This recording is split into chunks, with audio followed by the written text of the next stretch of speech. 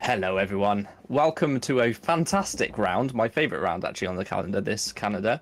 Always gets some spicy weather, we can sometimes have a bit of rain. The long straights provide ample opportunity for overtaking, and then at the end you have a nice fast chicane. And in Formula Sprint 2, a single file corner like the final chicane can provide entertainment when you have more than one car trying to go side by side through it. And I inevitably foresee something happening there this time around. This is round 6 on our calendar, and big news today, we have no Patrick Magnussen, so Jesse Laatunen will be looking to retake the championship lead, Alex. Yeah, I say it's big news. It's not big news for KV86 as a team with their replacement of Loic Meunier, who's quite potentially one of the best replacements they could have asked for, really. But yeah, for him, it's not going to be great for the championship, but also for Jesse Laatunen, it's going to be great for him to pick up some points. Absolutely. Noah Tuomela won race 1 last time around here. He's driving for a KV86 as well, so expect him to be quick today. I would say Loic Meunier in practice did top the timesheets from Michael Tuomala for Scuderia Clay, who have not really shown us what they're really capable of this season so far. Keep an eye out on Tuomala this time around. And we also have Senna Stoffmeal again for 01 Esports. He's very quick, and we know he's done quite well in the last couple of rounds. So keep an eye out on those guys. But Loic Meunier, the big news replacing Patrick Magnussen. We'll see what he can do today. As you rightly point out, a very capable replacement in his own right, the Frenchman. And he goes out onto Circuit de Gilles Villeneuve for qualifying, which once again is private. That means that there are no other Formula Sprint 2 vehicles on track for all of the individual drivers. However, they are still circulating. Imagine an infinite number of Montreals. That's kind of what we get. We get this kind of parallel universe thing going on, which is quite cool. I like it. It means there's no slipstreaming and there's no drama in qualifying. It's all about your own pace. Well, yes, but also it does also have a few issues with private qualifying. We've had desync issues at the start of the session where drivers are going out early because the light is changing on their screen, but those seem to have been ironed out this season. That was mostly a problem we had last year. I know, especially in FS2, later on in the season, we had quite a few drivers going before they should have, compared to the server at least. It's not their fault, obviously, but we're going on to the first few laps of qualifying. And Meunier warming up his tyres down the straight, I think that was, but it's pretty tidy into turn 1 by the looks of it. Clips both apexes. I haven't paid much attention to the practice on this track, but that seemed to be pretty good. Yeah, that was nice. He managed to hook both curbs. Through here, you can take a lot of curb through both. In fact, he actually grabbed a little bit of grass. Flat out right-hander through here. That's turn 5, and then we're into 6 and 7. Another chicane. You want to mount all of the inside curve for the first part and then sort of straight line the second to get the best possible exit. The other series will have DRS down here as they come towards the bridge.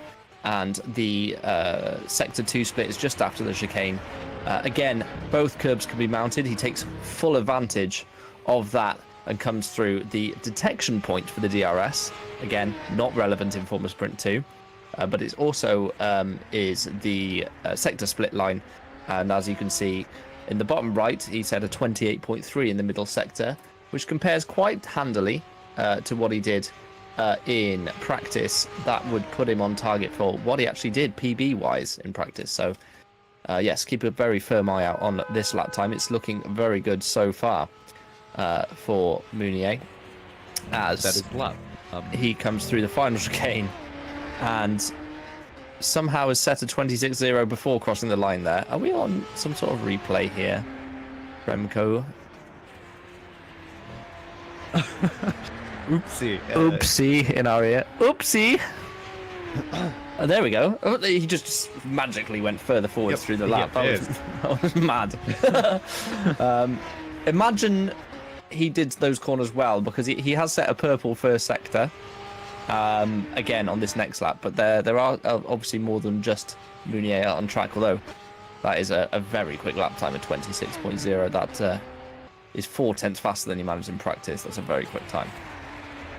I didn't pay much attention to practice, to be honest. We were both a bit late getting to the broadcast room, and you especially last minute literally joining, but yeah, it seems like we've got a relatively simple track spread, I guess, of the field. It's second for the top 15 there or thereabouts, 1.4 if you want to be pedantic about it. But at the front, Meunier is just significantly faster than everyone else. So I'm wondering if he had some tanks left that he forgot to take off for his qualifying runs as he returns to the pit lane, I believe.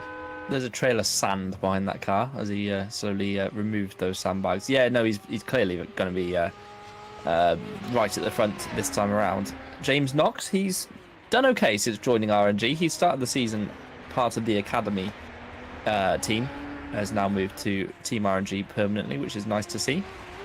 His Tuamela, last season's Race 1 victor, another one to keep an eye out. KV86 clearly have done some decent work over the past few rounds to put them where they are in the championship. So keep an eye out on those two cars. They're very colourful.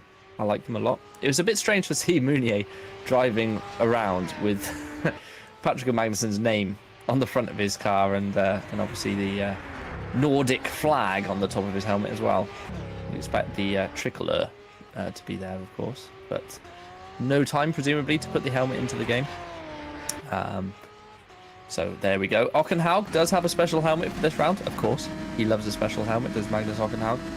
He's got the Montreal, the Canadian maple leaf on the top of his helmet.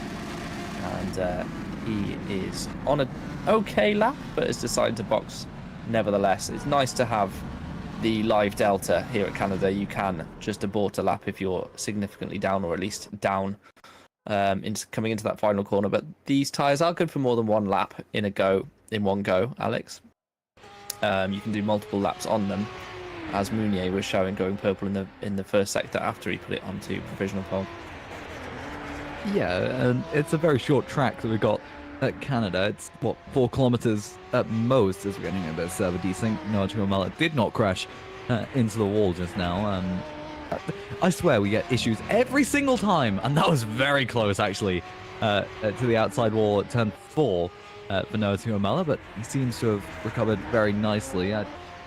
got a decent first sector compared to his teammate, only 4 thousandths of a second behind him for the first sector, or at least the best first sector set in practice, as it hasn't updated on RaceView. Because why would it, obviously? RaceView is just the worst software ever in the world, but... A little tip for you, if you refresh the page, it'll update.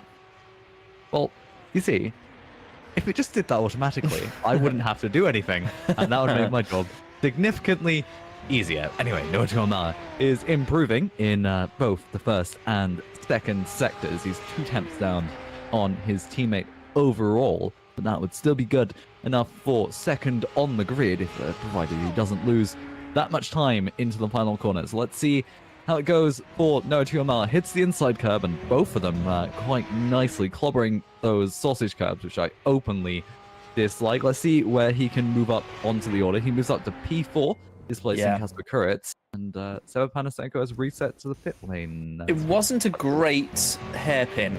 It is part of the final sector as well. He lost a couple of tenths through there as Jesse Lahtinen comes across the line, moves up to P2. Look at that.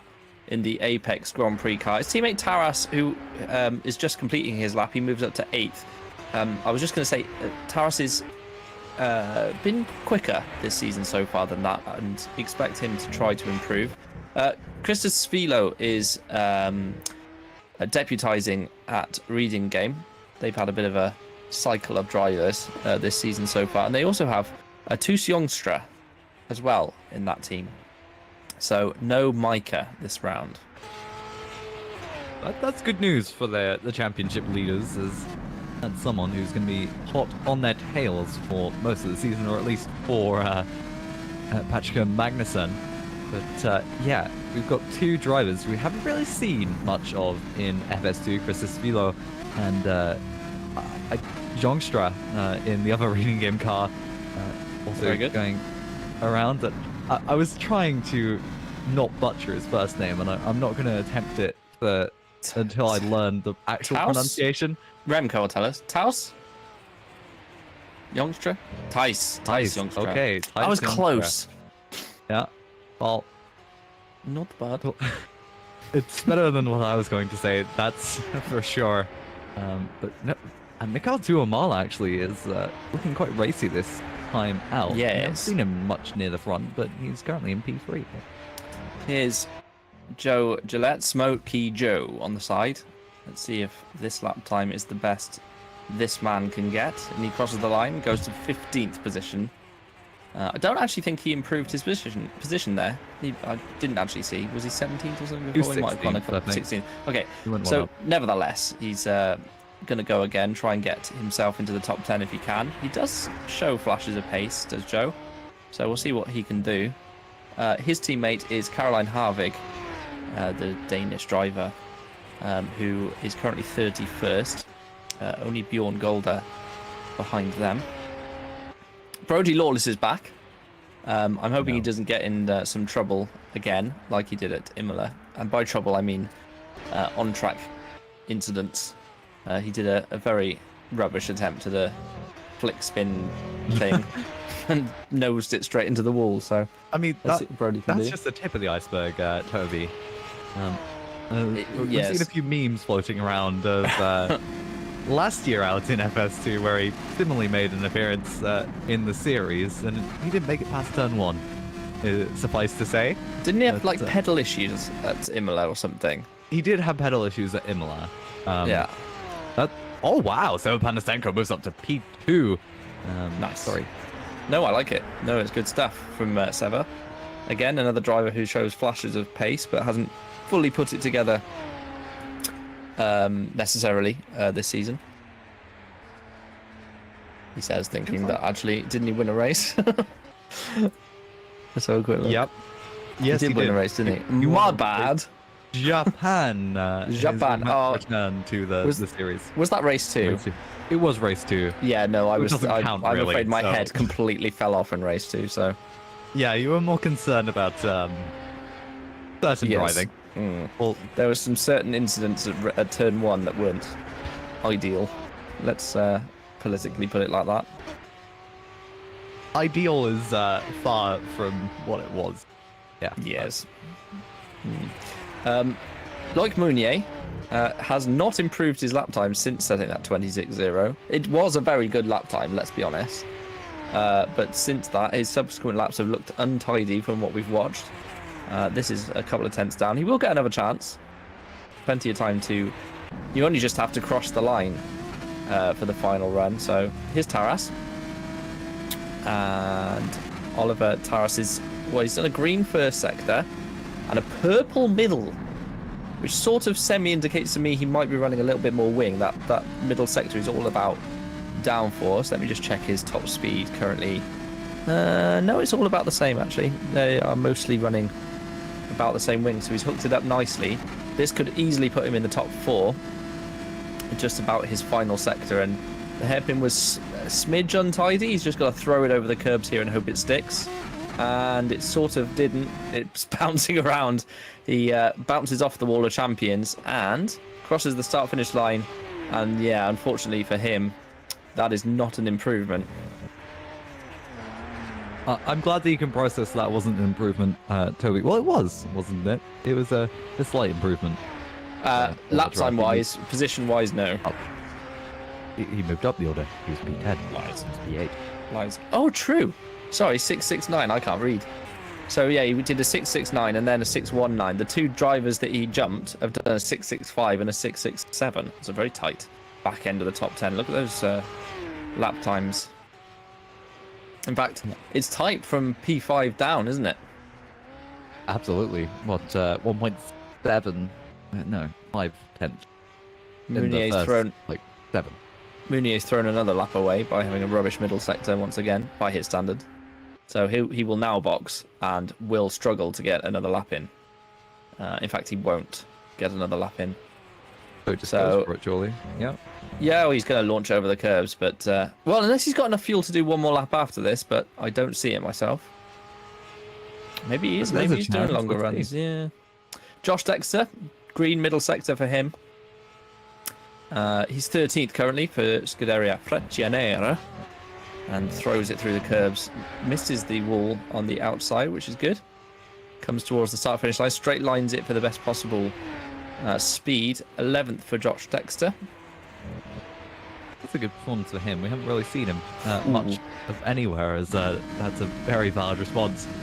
Toby has just made 8,000 up in the first sector. Oh, no, too tidy. 32 Mala sliding just at the end of the second sector. Let's see if that's cost him too much right now. Yeah, a couple of tenths. Yeah. Oh, that thing. What's he doing? He's sort of like Scandinavian flicking it into the hairpin there. He's finished. Yeah, true. This lap is finished, unfortunately. There's no way he's going to improve through the final sector, being 2 tenths down. Here comes Tuomala. This has been a decent lap for him. 3rd position for Tuomala. Moves ahead of his compatriot Laatunen. And this is also Chris's Philo in his first race. No, Tuomala did improve also to P5, 4 tenths down, further back. Well, further back. He came from P9, now P5. It's a better result at the end of qualifying. He must have had a really good chicane because the hairpin didn't look all that. His Philo boinging it off the wall. Bonk. Yep, as he heads towards the start-finish line. 7th position, goes ahead of Ockenhaug, who has the 8th different helmet he's used in the last 6 rounds. How's that one? Trust me. You should see how many different concepts he's had. It's nice. I like his helmet, but he does like to tweak it. Oh, no! Yeah, that's a wall. And that is not the first time we'll see that happen today. Mark my words. Yeah, we're going to see easily done. Lap 1. There'll be 20 car pile up, red flag easily. Let's not talk about red flags today. Yeah, that's. I've done so much talking about red flags. If you weren't here for Superlights last week, it was a fairly chaotic start to that particular one. How much curb do you want to use for Kale? There's no way that's he's not illegal. That's not illegal, that, my friend. That was definitely outside of track limits. Here's that's Anita. Okay, never mind. Tuomela doesn't even bother finishing that lap. Is there anyone else on a lap? Craig Patterson's on a lap, I believe. Oh no, he's not. He's not anymore. In fact, that is it. 10 seconds down in the middle sector indicates this probably isn't going to He can still improve. go faster. Yes. Oh, a special helmet for Craig Patterson. I meant to say this. He's got Stefan Beloff as his helmet.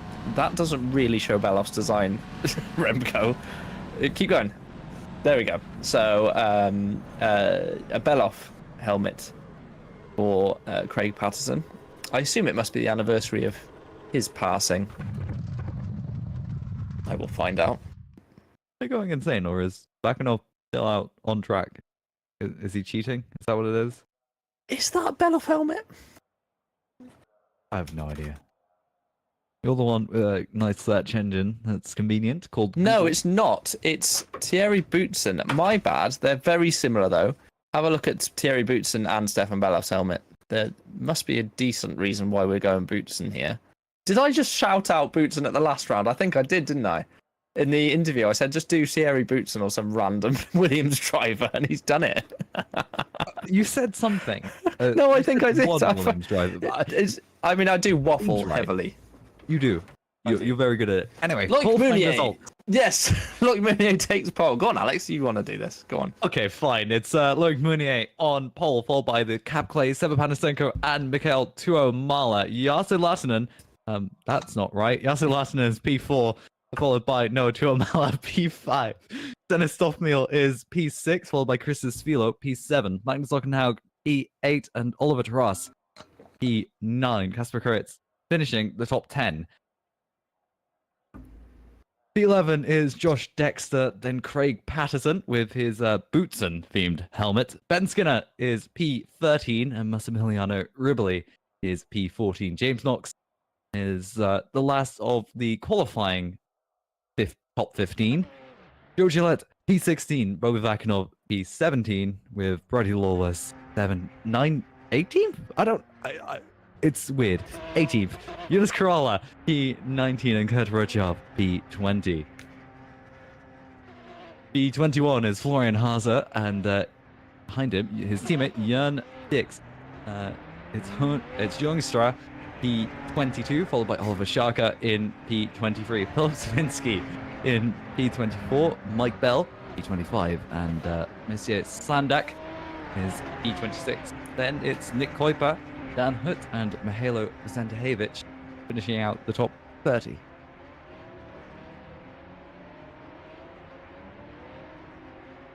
And then at the end, we've got Jörn Golder and Caroline Harvig in 31st and 32nd, probably. Maybe 30th think you're and right. 31st. I genuinely have no idea. We had a couple of people leave the server, unfortunately, before these results were actually finalised, and that does mess up the numbers a bit. Very well done. I have a question. Is it Kauper or Kuiper, Remco? What? Kauper. Kauper. Yes? Alpra? I'll take it, he says. That's not good enough for me. I want to know exactly. Nick Kauper. Oh, I got a That's good. Good enough. Happy with that. Kauper. Maciej Sandak. Yeah. Yeah. Maciej Sandak was P26 as well. Did you read his name? I did. Okay. Very accusative today, aren't you? No, that's the first accusation I've made. As we all know, accusations killed the cat. Why are you missing a front wing already, Mr. KV86 driver? Oh dear. Oh, okay. That's a violent crash. I quite like how it framed the Formula Sprint 2 in flames. That was quite cool. It's about an accurate portrayal of the series so far. Round 6 of 16, 18 laps for race 1, 18 laps for race 2. The second race will be a reverse grid. Anywhere from P10 to P15 can be reversed, and it will. It will be reversed, actually. Can I explain what a reverse grid is? A reverse I grid usually means do. the top 15 or the top 10, somewhere in that range, will be flipped. So if you finish P16 in race 1, you start P16. If you finish first in the first race and it's a 15 flip, then you end up P15 on the grid for race 2. And what that means is that you end up with this sort of compression of the front of the grid, where those who are fast in race 1 have to sort of attack and overtake. And it's very, very difficult to get a double win here. It has been done, though. A couple of years ago, Ruben Macheda did just that in Formula Sprint 2.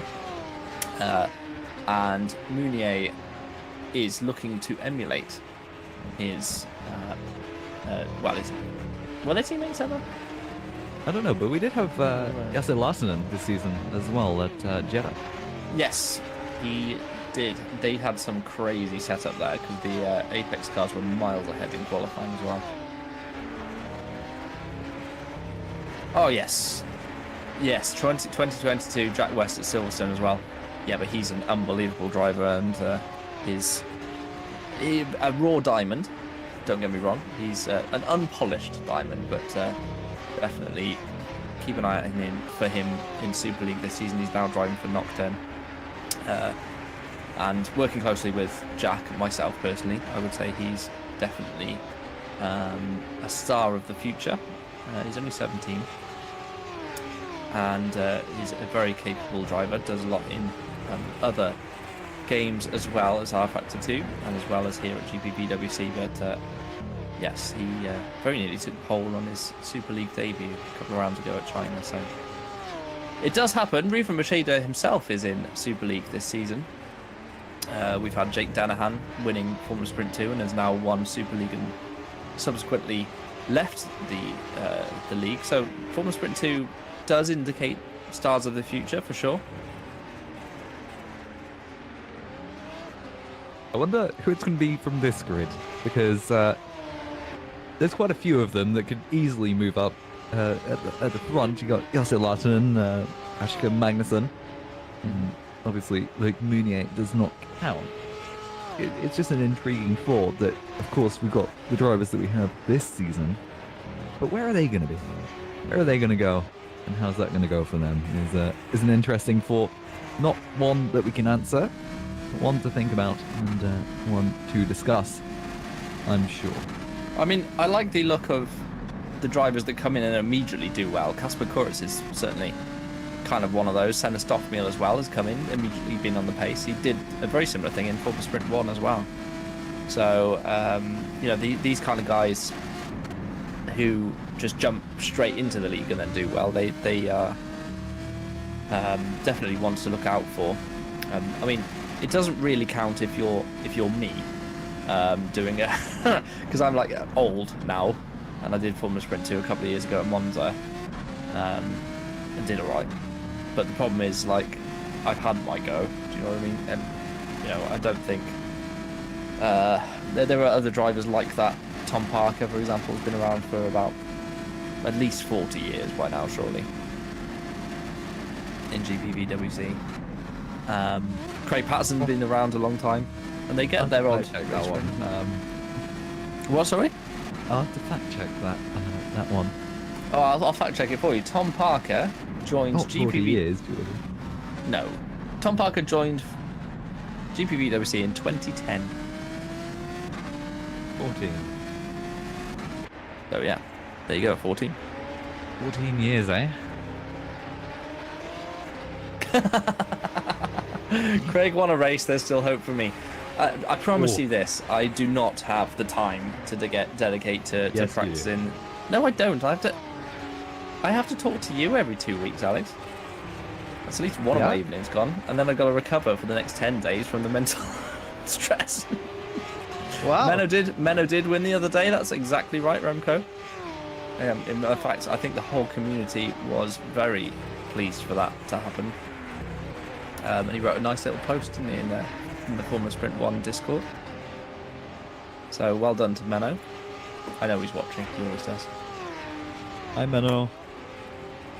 Hi, Menno. Hi, Menno. Anyway, We haven't done any actual like important stuff from Imola actually yet. We need to talk about some of the penalties that were given. Oh, the boring things, of course.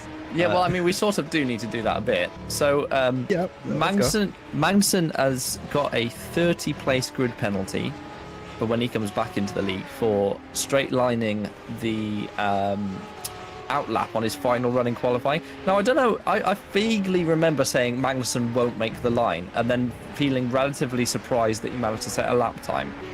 And that's the reason. He straight lined turn 2 and 3, which is Tamburello, absolutely flat out to make the start-finish line before the timer went to 0. So not a good move from Magnussen. 30 places they've given him for that.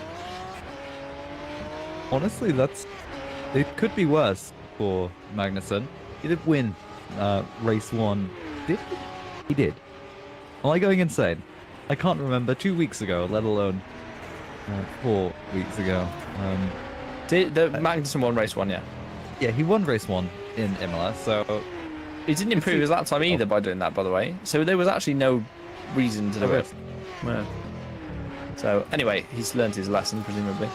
Then we also have a 10-place penalty for Tuamala, which we didn't talk about, but he's not going to be in the position that he qualified in today. So he's 13th and not 3rd. Yes. Seva Panasenko, 5-place grid penalty for him, forcing Micah off track, which we did kind of see, but don't think it was super. Was that the one that I was saying was Micah's fault and then it wasn't really? No. I don't think so. No, that was forcing him off track, I remember. So that was forcing him off track out of turn 3 when he went put him on the grass. And then finally, Jörn Dix has a 5-place penalty, and he needs to be careful. He's already had a suspension this season. And the 70-place grid penalty. yeah, he's. I mean, to be fair, he's had practice time at the back, so he should be all right again doing so. It's a shame. I really like the livery on that car. Someone nice must have designed it. We're looking at the sister car of Florian Hauser. What do you mean, oh dear? It's just like if I looked at the KV86 and said, "Oh, that's a great-looking car. I wonder who designed that." I love it so much. I really love how. I didn't do the KV86, mate. I did the KV86. What's going on here? What?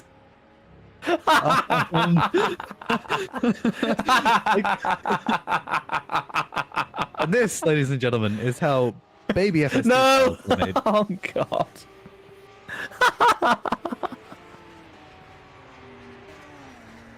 What is going on? How have they got them so perfectly in line with one another? They must be stuck, presumably. How have they done this? Genuinely. It's a good job. This. Oh, this is such a meme series. I can't think good, and a series nice 360 from Yasala.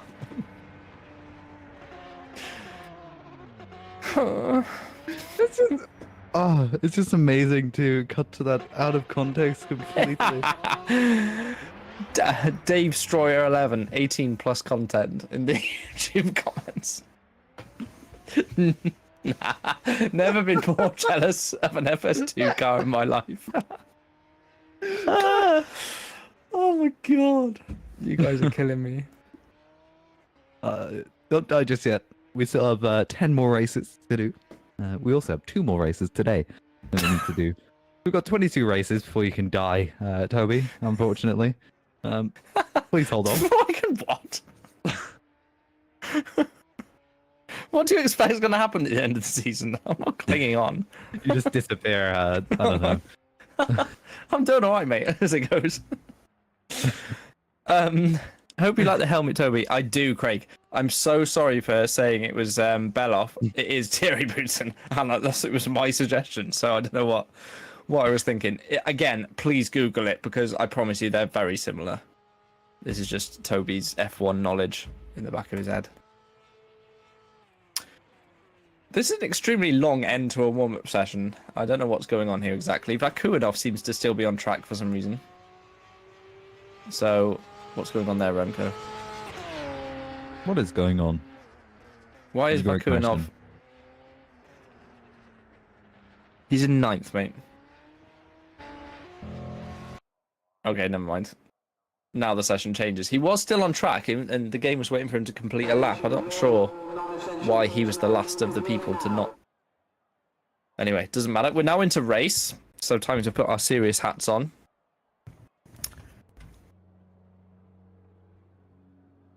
Serious hats. Those things do not exist. We can try them. Mine fits. I highly doubt it.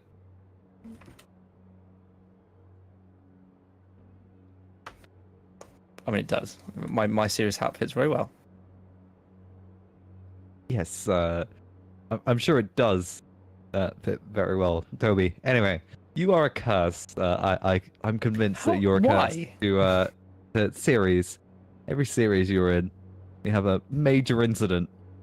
Once you, I mean, you did it. call this in Super Lights last week, and there was a significant quantity of the grid involved in a lap 1 incident. So, here we go again in in Montreal. Let's see what happens this time around.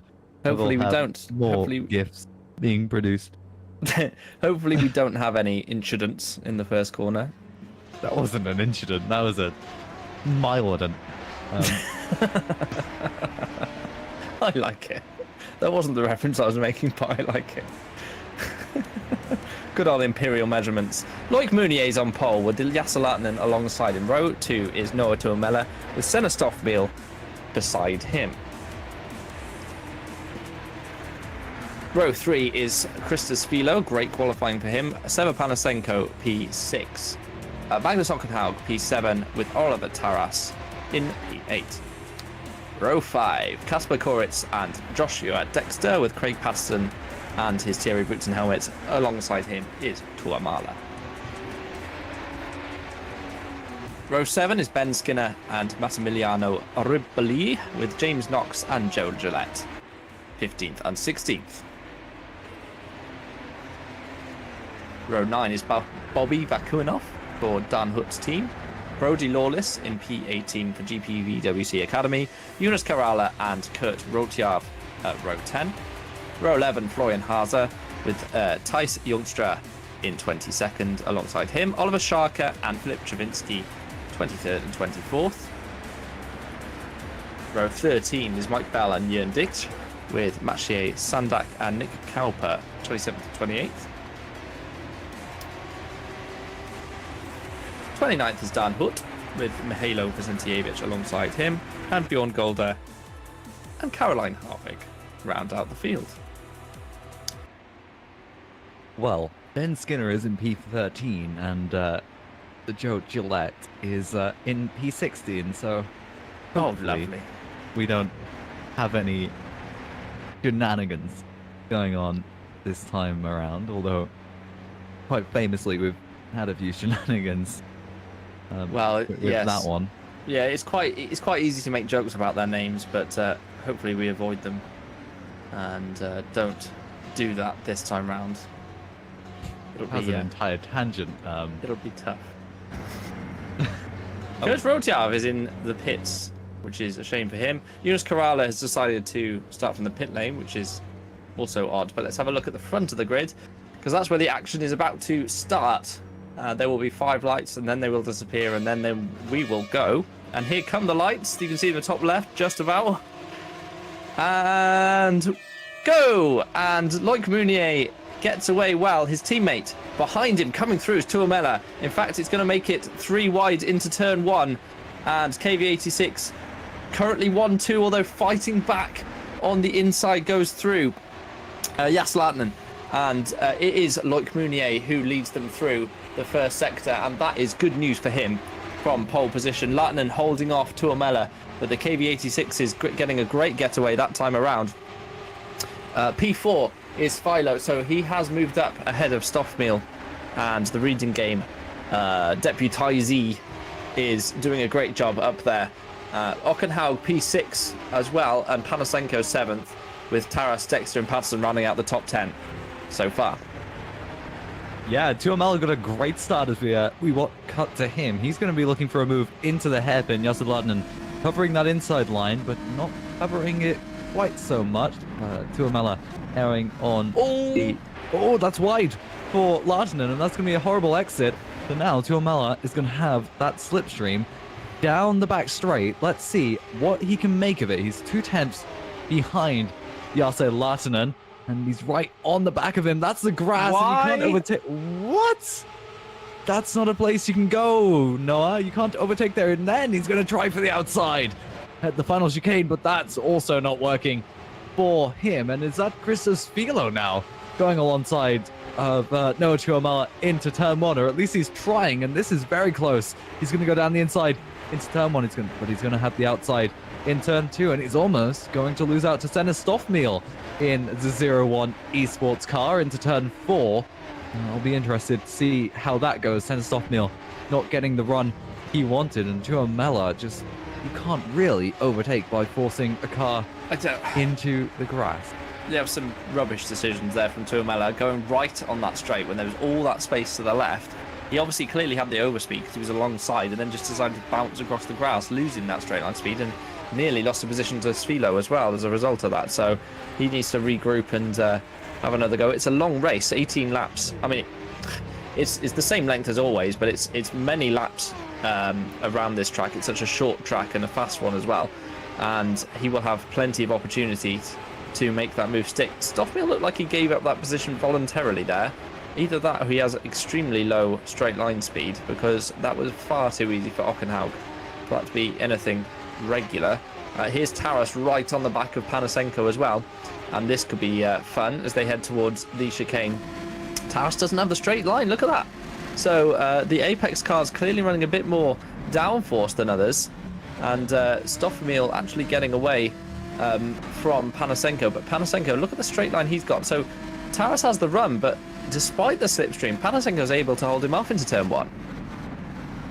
Yeah, it seems like the Apex are running abnormally high wings compared to the rest of the drivers, or at least to the Cap Clay cars, and that might be the secret to their pace, is their low wing setup, as we haven't really seen them much near the front. We haven't Cap Clay, and we cut to the leader of the race, Loic Meunier, who rather incident-free up until now on lap 3.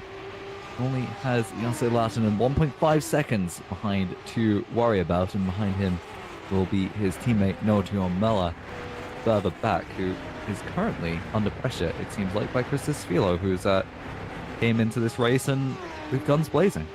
Yeah, he absolutely has. Svilo is closing in on Tuomela actually on this lap. Tuomela's been a bit untidy. He's wide again in the hairpin in the first couple of laps. Needs to just screw his head back on. As I say, there is plenty of laps left, but Lahtinen's got away from him so far. 1.3 seconds up the road he is. Ockenhaug had a good start, but apart from Koritz losing 7 positions, and Mike Bell has obviously been involved in some drama. When is he not? Apart from that, there hasn't been too much going on incident-wise in the first couple of laps, which is nice to see as Philo bounces across the second sausage curb. I think I prefer to call them anti-cuts, but it doesn't seem to make any difference to the drivers. They still give them a good go at trying to cut across them. I call them ramps because obvious reasons, as watching cars get launched across them anyway in that final section, and I'm not saying it would be good without them. And this is Mike Bell. Does anything happen to him? I mean, so far so good. Yeah, something's happened normal. to him. Obviously something's happened to him. He's already down in 30th there. So the replays aren't working. So voice scenario that time around said the replay's not working. It was working, just showing us. Oh, the replay's not working at all. Okay, we'll have to give that another go for race 2. That's a shame, because I do like a good replay. Loic Meunier pulls away from the hairpin. His gap is extending slightly as we go through the race. Despite Lahtinen setting a very competitive lap last time, Meunier beat him by a 10th. So this is looking like Meunier's to lose, as Tuomela is lining up a move on Josh Dexter in the Scuderia Freccianera as they head into the final chicane. Tuomela leaves him minimal space, but that was sensible driving. Oh no, we've got a sideways. Is it Svilo? It is.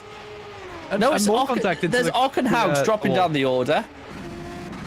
Ockenhaug has no front wing. And Spilo is P20. Yeah, P21 so now. so Ockenhaug and Spilo have had a bit of a nightmare in the final chicane.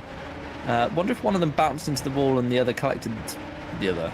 That was terrible English, but you know what I'm trying to say. That would make sense, but now two miles back in the podium.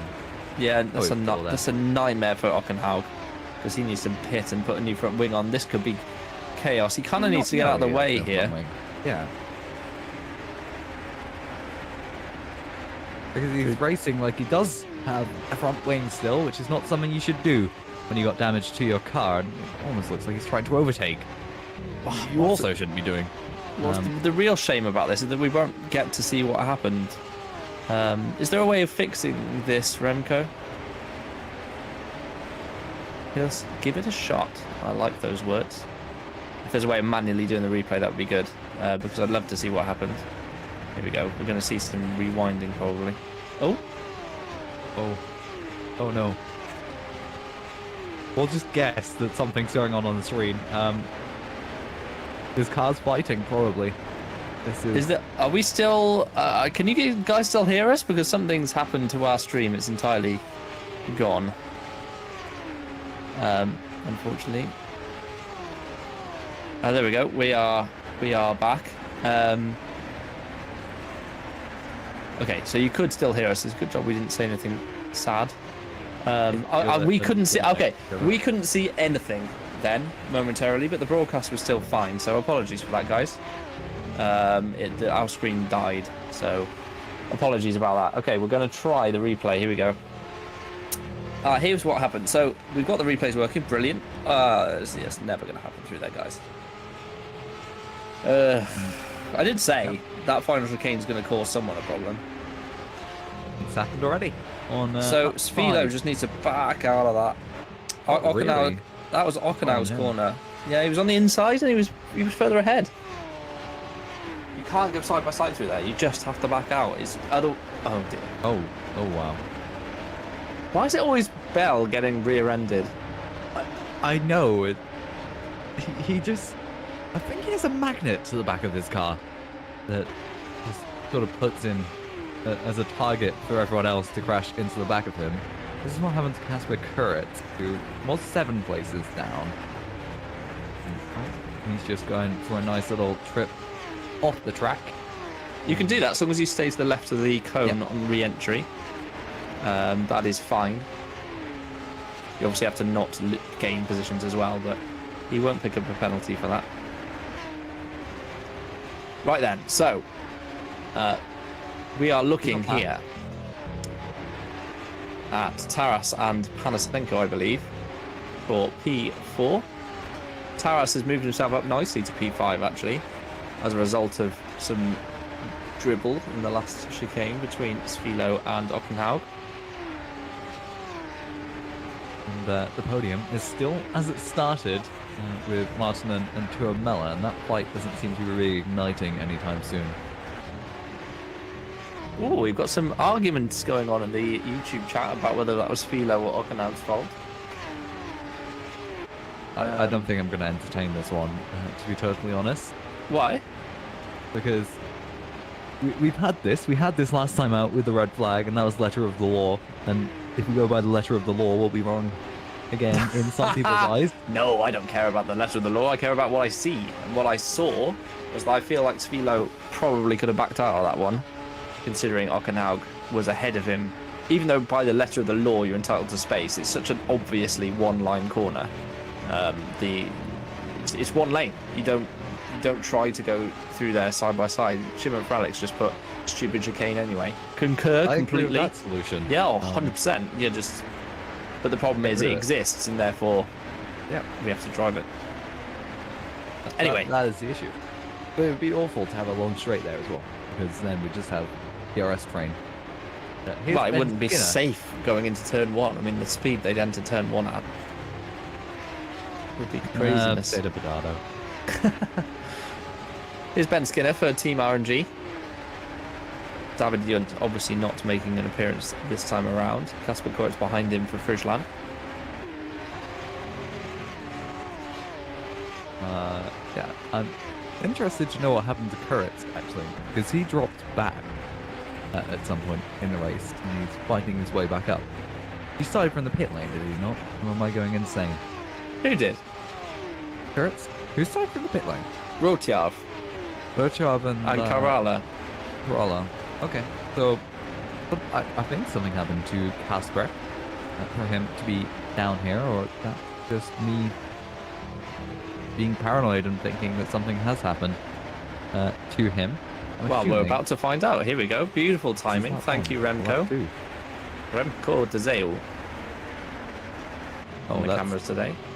Inconvenient for him, and that's where he lost all his positions. Yes, about 6 cars have got him there, haven't they? Unfortunately for him. And but he's fighting back now. He is fighting back now. He's a quick driver, Koritz. We saw him come in the GPVWC Academy car a couple of rounds ago, and has since found a seat at Friesland. Don't know how permanent that one is, but he is climbing back through the field. Currently P13. Yeah, it's a good race for Kurtz. Despite the mistake, it's a good recovery. Nonetheless, we get a temporary yellow flag as Magnus Ockenhaug comes into the pit lane once again, and I imagine that one will be to retire from the race, because I can't blame him. I don't see much point in running P31 miles away from anyone else, so might as well just save your energy and move on to race 2 when it eventually comes around, since we're halfway through race 1 as it stands. 9 laps remaining and 9 laps completed. And it seems like not much is going on the track. This is the closest 2 cars are. Oh, I'm completely wrong. As for Kurtz, further back is going to make a move on Ben Skinner, and we're going to watch that through the timing tower. Yeah, down the straight on slipstream, so that was nice and easy for Kurtz. Although Skinner has got a better run out the final chicane, and will be looking to take that position back from Casper, trying to go around the outside, but that's a little bit too much curb there, Casper. You've got to be careful you don't do that too many times, or the wrath of the penalty gods will be what's the word? Can't think of the word. Merciless? I have no idea. Yeah, maybe. That's not what I was going to say. Anyway, don't do that too often. Or penalty, basically. Loic Mounier, though, has got a 4.5 second gap at the front of the field. One might suggest he's possibly not in the right series here. As he comes straight in and does an exceptional job for KB86. Lahtinen is championship contending and has had nothing in comparison to Loic, who has done a superb job from start to finish. Stuck it on pole by a couple of tenths, and is clearly, well, best part of 4 tenths a lap faster than everyone else right now. And doing a great job. 4 tenths faster than the next, I don't want to say next best driver, but the next driver in the order, of course, Janse Lahtinen, and this is Mike Bell fighting up after that little altercation he had with I don't know who it was. It was Oliver Sharker, I think. It was one of the 01 esports. It was. I think it must have been Sharker, therefore. But Mike Bell's got a smiley face on the top of his helmet. I doubt there'll be one inside it, considering this has happened again to him, unfortunately. And he has made the move, but fighting back on the inside and trying to go through. Who was it? Is Rotjav. Apologies, I couldn't remember who was in the other ST racing car alongside Vicentievich. But it is Rotjav. But he didn't make the move, so Bell holds on. Here's Riboli behind Craig Patterson. It's one of the two. It's Riboli or Riboli. I'd ask him, but he doesn't seem to come too often for an interview. Has he ever? I don't think. Oh, hello. Close. Hello, Brody. Brody. Nice to see you. On the inside at the hairpin, and he's getting dwarfed along the straight by the car G, but he's also getting pushed into the grass. They're clearly in communication with one another, giving each other a slipstream through there. Brody is in danger of getting into the top 15 reverse grid pole position lottery. No! Oh good. Oh no! Oh no! Ooh. Ooh. That's the front we've wing got gone. the front wing. Yeah. Oh. So the RNGs went side by side into the chicane. Both had to back out, and Brody went flying into the back of them. I wonder if he knows he has no front wing. We're about to find out. Nope, he does not, and almost went straight into the back. Oh, hello! Someone's going wide. Youngstra. It was like. Oh, was it? No. Oh. Got all excited then. Yeah. Well, Brody was in danger of being in the top. Oh dear, he's in danger of not finishing if he doesn't be careful. But yeah, not ideal for Lawless, and he sensibly pulls over to one side. Ultimately, his race is now over, effectively, and particularly as we're on lap 12, this is the sort of thing he's probably not going to finish any higher than the back now, having to box for a new front wing. Oh, Michael! Oh, Michael. Michael? What's his name? Hey. Where are you going? Okay. He's got to stay to the left of the curb if he does that. I think he has bigger problems Curb cone. staying to the left of the curb. Yes. Which is having no front wing or dignity left, as Brody Lawless is in the pit lane and will be just about last. Oh no, he's retired. So he'll be He'll be out. He's out. Therefore. And Mr. Bell, presumably doing a similar thing. He's had a rough race, hasn't he? Oh. he's Left of the cone. Good luck. There we go. I mean, you don't have much of a choice. You either go left of the cone or get sent into a wall. So, you know. I mean, you say that like it's obvious, but both my Nocturne drivers got penalties for it last season in Super League. It was a wet race, but yes, they clipped the cone re-entering, and that unfortunately is not to the left of the cone. So they got penalties as a result of that. Did you teach them the left-hand rule of L and not L? Or I shouldn't have to, Alex, but I do feel sometimes I have to babysit my drivers. But yes, Taras has been on the back of Seba Panasenko.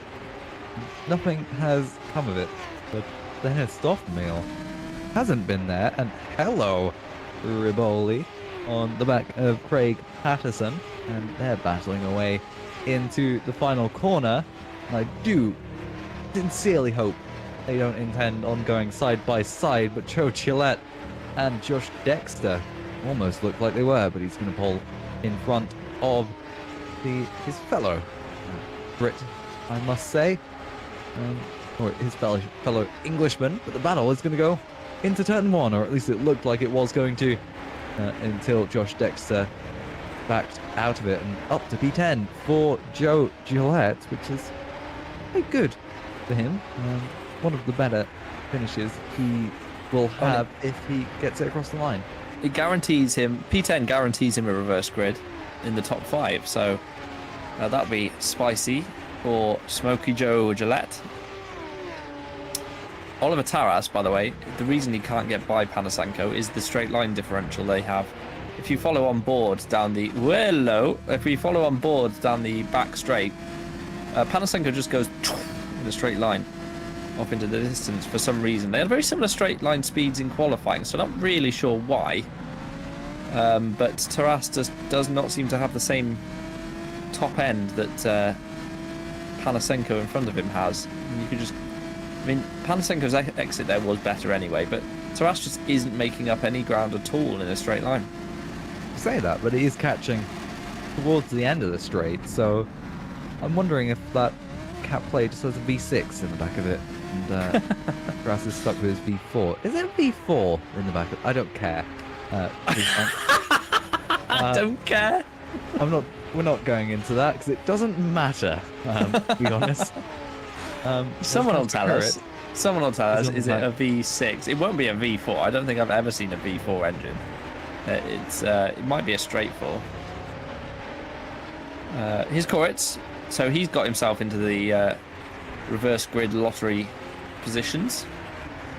Can make up on Dexter. Bobby Vakuinov is behind him in 13th currently. And Knox in 14th ahead of Skinner in 15th. Those are the final points paying positions. It looks like it's going to be relatively straightforward in the top 5, to be fair. Unless Taras can do something in the last few laps, it looks like he's not going to be able to make that position. Unfortunately for him, Patterson stayed quite close to Ribley. Hello, Panasenko. He's just set the fastest second sector on this lap. And Patterson is also on the back of Ribley, looking to get that position back. Sorry, Toby. Yes, indeed. Thierry boots and helmet and everything. Love that, by the way. Just a random Williams driver. Thierry Boutsen was an F1 for a bit, but drove for Williams for a couple of years in 89, 90, I think, probably. And famously took a couple of wins. One at Hungary, I think, in 90. And he definitely won at Australia in 1989, which was the wet race that Senna crashed into Brundle at.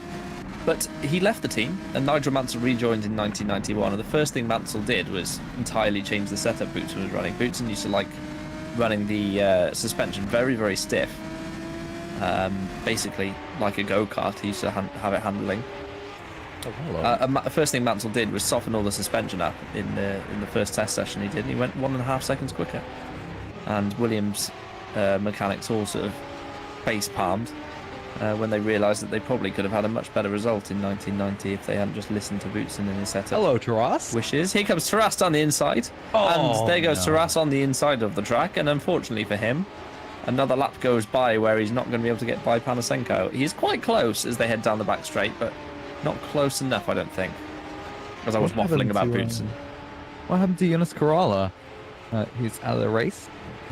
Something's gone on with him. Maybe he retired on his own, but that would have been a great overtake by Taras if that had gone through. And I imagine this will be a nice little replay of what has taken Corrala out of the race, and I have a feeling it's just going to be a disconnect. Yeah. Well, that's boring, isn't it? That's a shame for Eunice. I missed a race win that Boutsen had. I've been corrected by Ed Hunter, I guess. Just had forgotten one. Canada 89, which I assume is relevant to Patterson's choice here, actually, as it goes. Ooh, that was close for Florian Haase. Behind Ben Skinner, and both of the RNGs actually are currently in the points. We've still got a lap to go, and there's still a lap for that points to be taken away from Ben Skinner and James Knox if a mistake is made, but that seems highly unlikely. We've got 2 Germans and 1 Englishman in this little battle for the final points position. Oliver Schaka and Florian Haase are both on the back of the RNG car. I feel like Schaka's actually going to get a penalty by the end of this race for his little excursion into the back of Mike Bell's wild power car. But Mike Bell is sorry. Why did I say Mike Bell? I don't know why I said that. Ben Skinner. Sorry, I don't know what, my head completely fell off there. Ben Skinner, who we're watching right now, is the last potential for a reverse grid. He has got Florian Haase, who's doing a very good job in P16. No, that's not going to work. Somehow they've made that work. I have no idea how. Plenty of room given, and Skinner loses out then, and he might lose out further, as through on the inside of him is Oliver Schaka, and through he goes. So Schaka moves up to 16th place. That was a good move from Haase, but a brave one. I would not want to be side by side in that last chicane.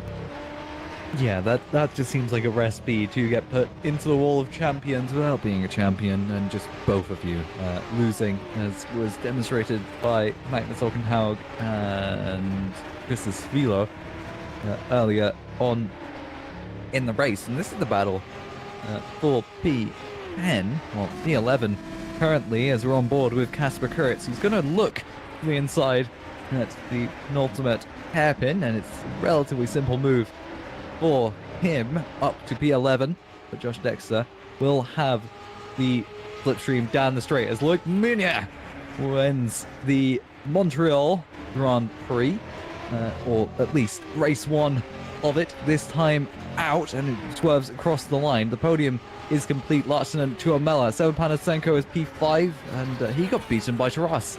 And we didn't get to see that. Craig Patterson P9, Massimiliano Riboli P8, and that was close across the line. Who was that? That was Vakanov and Dexter. Oh no! Oh no, that's a nightmare. That's Ben Skinner and Christopher Svilo. Oh. Svilo didn't learn from his earlier incident. They are both out. Love to see that again. Remco. That's the sort of last chicane incident I was expecting. That sort of chaos. Here we go. So that's Riboli. That's lovely. Thank you for that. Great move. Not what I was expecting to see, though. Okay, well, give me a second, says Remco de Zeeuw. You have given. Giving seconds. I'll do it in a bit. No worries. No probs. Right, let's have a rundown of the results very quickly. We can do that as everyone is piling into the pit lane to finish the race. Is Meunier going to do a donut or two here? He is. Lovely. Love to see it. Meunier, Lahtinen, Tuamela on the podium. Oliver Taras beating Panasenko on the last lap. Senestofmil, Tuamala, Riboli, Patterson and Gillette, the top 10.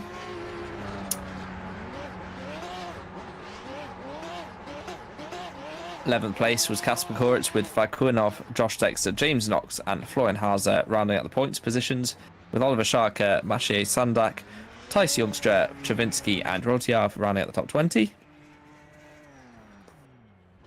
Behind them was Nick Kauper, Dan Hutt, Bjorn Golder, Christos Svilo, Mihailo Vicentijevic, Ben Skinner, Harvig, Bell, Karala and Lawless. We've got some DNFs in here, so Mike Bell downwards and Ockenhaug, of course, DNFs as well. Do we have this replay, Remco? We might. I don't know. Not positive responses from Remco. We may be able to see what happened. Some days I do wish that we could have the what do we call them? Camera director, camera operator, stream director, whatever. Yeah, yeah. Unmuted to the stream because sometimes it can be quite entertaining. What do we call them? Camera operators. I can't repeat what he just said. Well, never mind. Well, let's just imagine what happened. I think we kind of guess that Svilo and Skinner were trying to go side by side through the last chicane and it wasn't happening. Yep. And unfortunately for them, it was game over. Oh! Replay. Wrong part of the track. Oh! No. Oh, yeah. No, this looks likely. This looks promising. Oh! Oh! No, it's like, this is Ockenhaug. No, this is Ockenhaug again, yeah. Well, that was... yeah, that happened.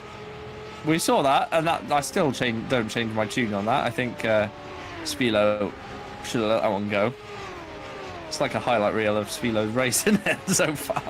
It's an awful highlight reel, to be fair. Yeah, not great, is it?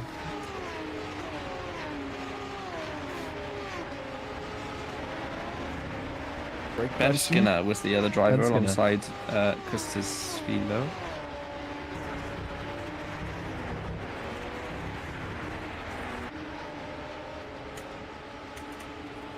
Yes, this is it. That's an RNG car. That's a Reading Game Studios car on the inside, and it just 2 + 2 equals wall.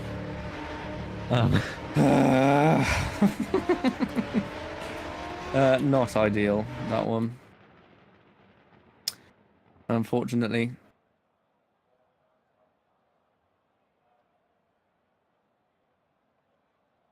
Don't know what I call that one, to be fair.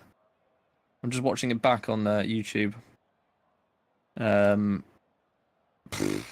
See, this time I feel like Svilo wasn't far enough alongside, so it probably was Ben Skinner's corner. It was close for Ben Skinner. A close shave, you might say. I'll see myself up.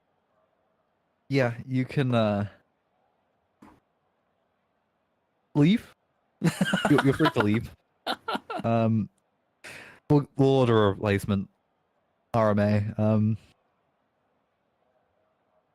Yeah.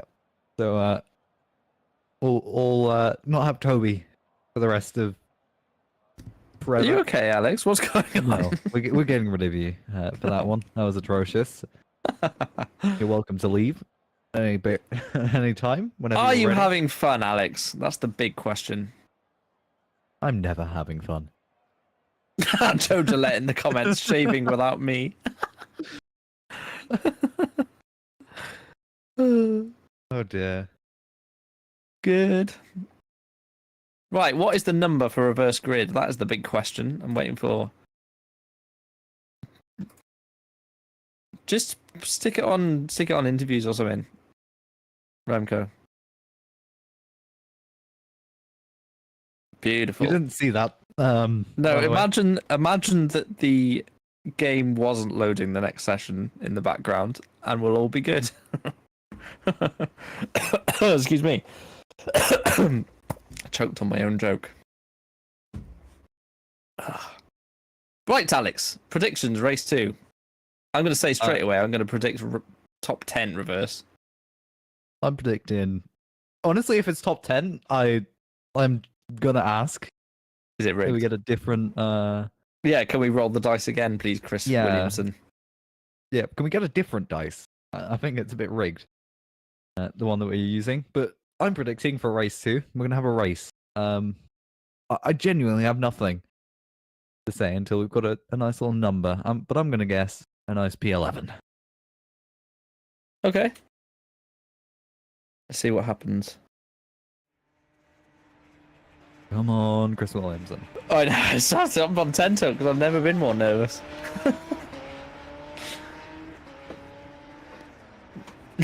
This is all I care about right now, is whether I'm right or not. The game is moving through to warm-up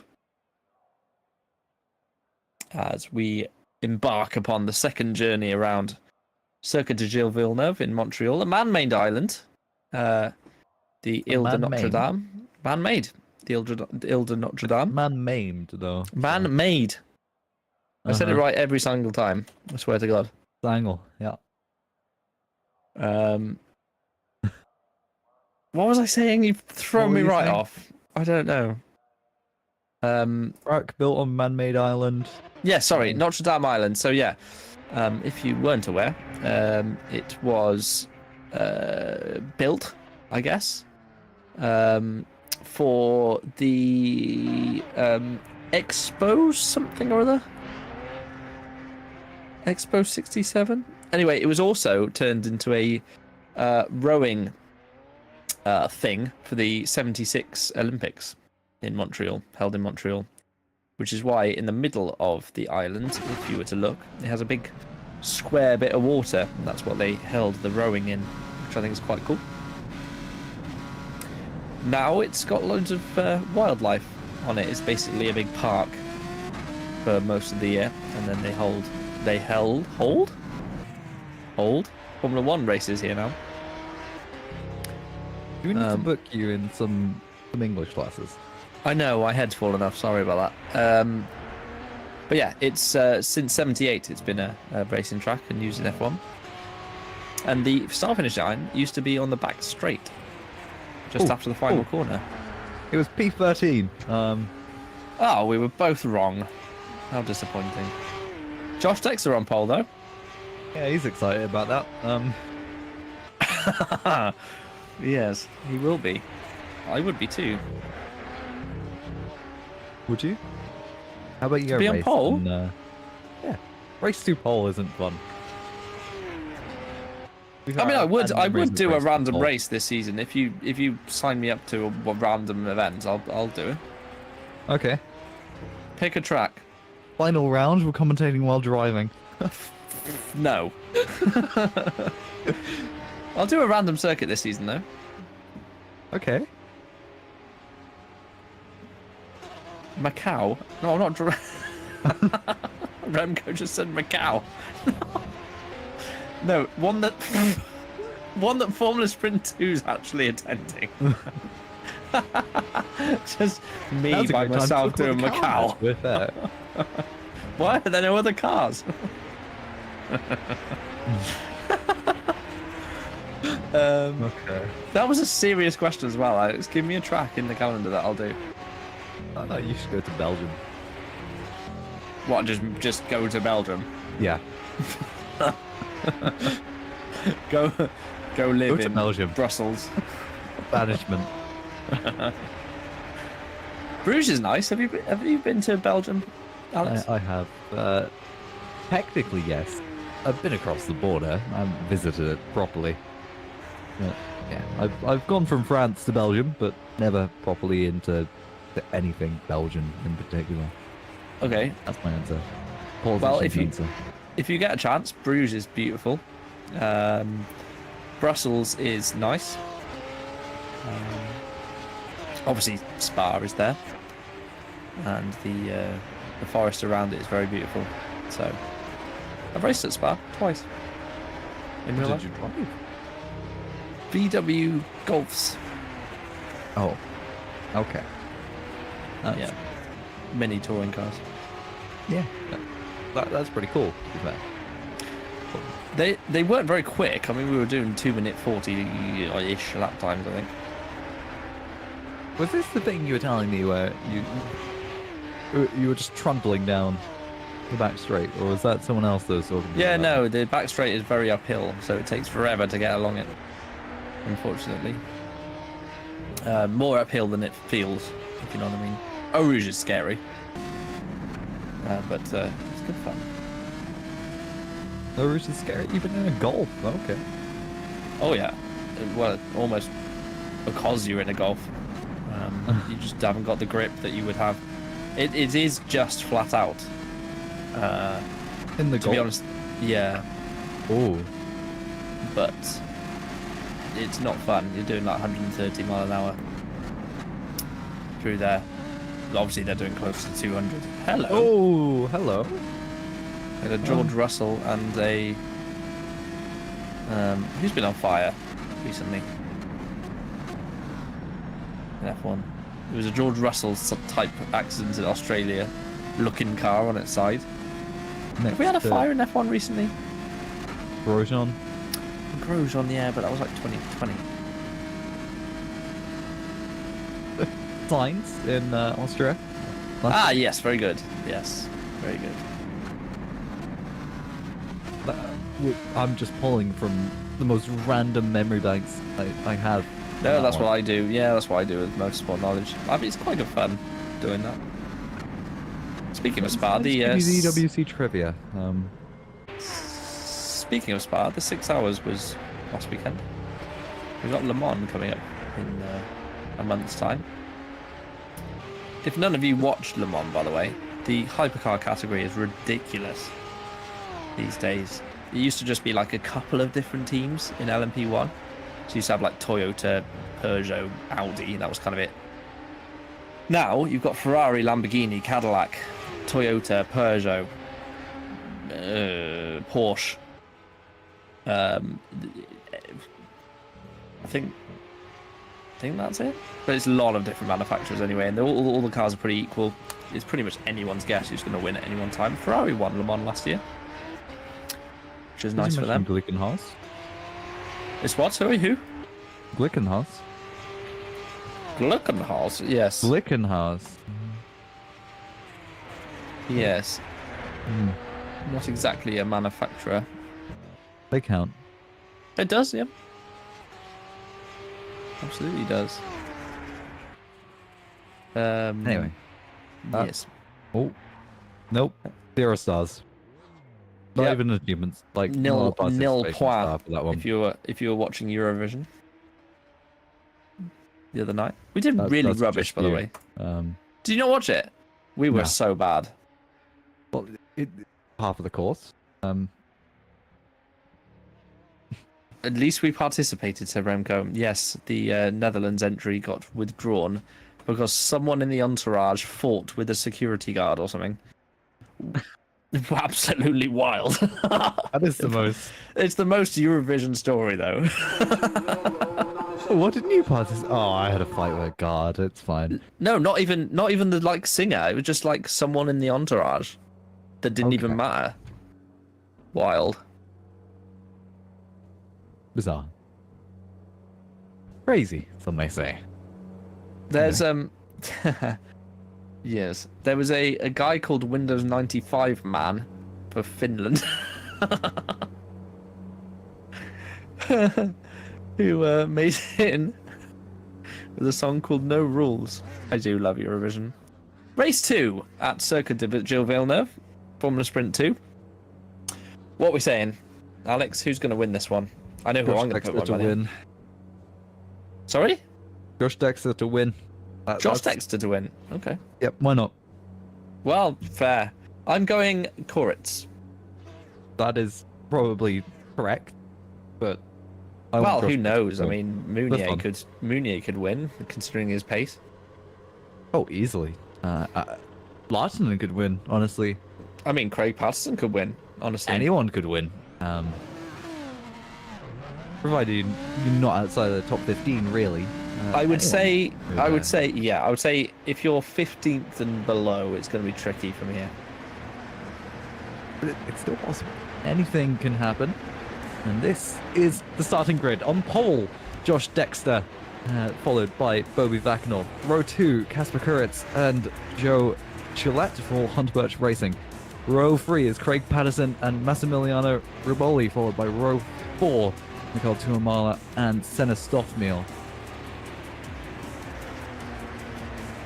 Row 5, it's Seven Panasenko and Oliver Taras. Then it's Noah Tuomela, Jase Larsenen for row 6. Row 7, it's Luc Meunier and James Knox, and in 15th and 16th, Florian Haase and Oliver Scharker. Row 9, Monsieur Sandak and Thijs, was it? Youngstra and Philip Savinsky, Kurt Rochov in row 10. Row 11, Nick Kauper and Dan Hutt. And row 12, Björn Golda and Mihailo Vicentajevic. Row 13 is Caroline Harvig, Mike Bell. And on row 14, Ben Skinner and Christus Spieler. Then the last 4 drivers on the grid: Jonas Karala, Brody Lawless, Magnus Ockenhaug, and Jan Dick, who I don't think should be back there. For some reason he is. He's still suffering the ignominy of having to concede further grid penalties, considering he wasn't able to serve the entirety in race 1. Ah, he didn't start in race 1. What? He didn't start. He disconnected before the start, I think. No, he started. I don't think so. We only had 31 finishes in race 1. Okay. You might be right. He's now Where on the is grid anyway. slot, actually? Here we go. Anyway, lights. Josh Dexter, Alex's tip for the win. Red lights are on. And now they are not. Dexter gets away very well, actually, and propels himself towards turn 1 unchallenged. Koritz did not get a good getaway, but still holds on to P3. So they file through turn 1 and 2 complex, diving down the inside. I think that was Taras potentially in the Apex car. Yes, it was, trying to make early moves. He's up to P9 already, actually. So Taras, no, actually, he probably started in P9, but nevertheless, it was very aggressive into turn 2 as they file through 5 and 6 and into the chicane in the middle sector. Vakuanov and Koritz are almost a second back of Dexter already, so work to be done at the front of the field, but I think it was fairly clean, to be honest with you, Alex. Yeah, but it was a suboptimal start for Jesse Lahtinen, who got jumped off the line by Luc Meunier. He's now P12 and still has 12 positions to the first car, Josh Dexter, who, like you said, has already got nearly a second gap and is yellow in Sector 2, and that's persisting, which means it's a bad thing that's gone on, or someone's just gone off the track. Who knows? But I thought it was Oliver Schaka who was making a nice move into turn 1, but no, it was Senna Stoffmeal who was trying to go around the outside, and look at them weaving along the straight. Mikhail Tuamala are on board with. There's no move to be made there. And what's going on back there? Luc Meunier is just weaving almost superfluously as he moves to the very, very inside of the track. Sorry. He's got past Noah Tuamala. And now he's got past Oliver Taras, and both the KB86s are past the 2 Apex drivers. Oliver! Is that Taras pushes Tuamala wide and loses out to both of the Apex cars. And I'm no expert, but you're not allowed to do that. No, that was a full shovel. Oh, no! And he's wide! Oh, that'll be race ending, surely! Oh, no, he's upside down. Taras has thrown it all away. That was very Rubens Barrichello. 94 Imola. That, to be fair, he flew across the curb, went slamming into the outside wall. I didn't really see why. Did he just get a bit hooked up? Oh, he's got tagged by Tuamala. Oh, gosh. That would hurt. It should be, if that was a real-life shunt. Everyone managed to avoid him, I hope. But I love the way R Factor 2 does that for you. His race is over, unfortunately. Why are we watching a replay of Lawless? What's happened? Why is he 32nd? Oh no. Oh, that's not his fault. Oh dear. Another front wing. Gone. And Is that Mike Bell? That is Mike Bell, that is. Oh, Lawless is out. His wheel fell off. Here's Yep. Taras trying to make it back to the pits. I don't know if this is going to go well. I think he's decided the car is undrivable. Fair enough. Yeah. Back to the action. Oh, and with straightaway 3 wide. Oh, going round as Dexter. Corrix is involved. Vakuinov's involved. Joe Gillette leads. What? Okay. Hunter Birch has been nowhere near the front up until now. And now, Vakuinov. Oh, he's Vakuinov. in the same thing. Please, no one collect him. I think he's got away with it. Why is race 2 always chaos? I'm going to answer Where's my own question Tuamala? here. Hold on. Where is Tuamala? Where's he gone? My eyes don't deceive me. He has disappeared. Right, another replay. Awesome. Oh, here's what happened to Tuamala. Oh, Oh. oh, Oh. Bonk. oh, ah, Oh. no. Oh. Yeah, yeah. Ah, no. Oh, no. Oh. Oh. And yes.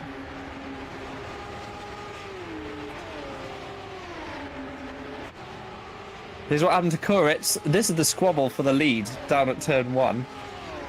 3 wide was never going to work, was it? Let's be honest.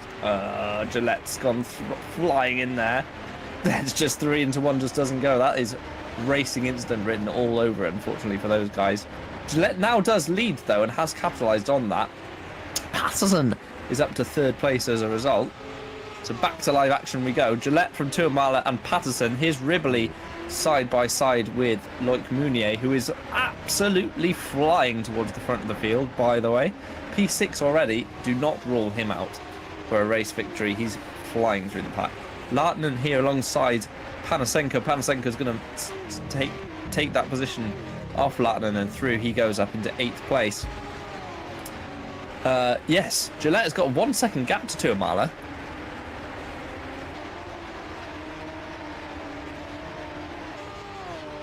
Wait for Alex to respond to that. I don't know what you wanted me to say. I don't know if you're being silent or my internet's going, because sometimes it feels like you just stop in the middle of a sentence and it doesn't. Oh, sorry. I'll try and tidy it off nicely next time. That's no drama. Try and tidy off, and I can lead off from it. Anyway, sorry. Lahtinen looks to the inside at the hairpin, and he's done quite nicely to get it stopped on the inside, and he's still alongside of Seba Panasenko, but not able to make the move into the hairpin. Of course, he is going to have that slipstream down the back straight, but we've seen how it goes into the final chicane, and that was almost an incident going on right there. This and could be surely fun, Alex. this is going to be... Ooh. No, I like it. Wow. That's what Good Sveelo response. should have done. That's what Sveelo should have done in race 1. Do you remember? Like, they were going sort of semi side by side, and obviously Sveelo didn't back out. Ockenhaug and him came to blows. Josh Dexter then, sadly for him, that pole position is not correlated to first place. Tuamala's caught Gillette as well at the front of the field. And Joe has got to his work cut out, hasn't he, Alex? Oh dear. Just oh dear is all I have to say to you, Toby. Oh dear. But yes, he does have his work cut out for him. Or in fact, made by himself. If we watch the... Wow, Tuamala is catching at a rapid pace through Sector 2. I was rather taken aback. He's right on the back of Joe Gillette already, after you said he had a second gap just a lap ago. And that's why Joe Gillette is not getting the best of exits out of the back straight, or onto it at least. And Tuamala is actually going to be able to get a run on him. No overtaking opportunity as far as I can tell. He's going to get right on the back of that diffuser of that Hunter Birch racing car.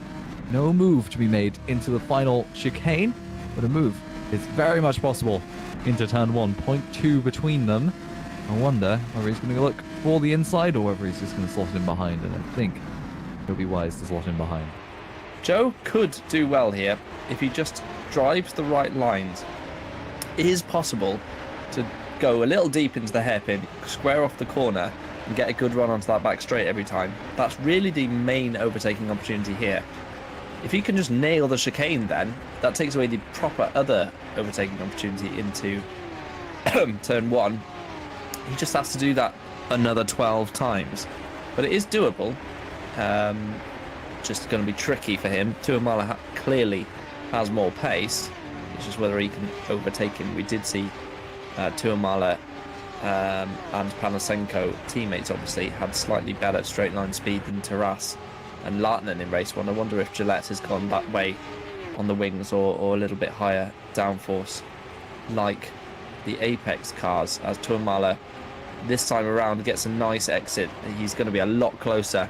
If Gillette has any sense, he's going to send him around the outside. Tuamala gets in the slipstream. This is going to be tight into the final chicane, Alex. Yeah, it's going to be tight, as it always has been, into the final chicane. It looks like neither is ahead, and it would be wise to back out, as Tuamala does, and that's like Meunier, who's up into P4 after only 6 laps. The win is not off the cards for him, but Kurtz is not going to give up easily. Side by side for the lead. Yeah. Tuamala's going to do him here. That's a great move. Yeah, love that. Well done, Mikhail. Really, really superb job around the outside. It is possible to do that. And unfortunately for Gillette, his time at the front is over. And he will be trying desperately to hold on to P2 now, with Craig Patterson behind him. But Meunier is flying at the moment. He's lighting up the timesheets as well. He's just done a purple fastest lap, a full second faster than Tuamala.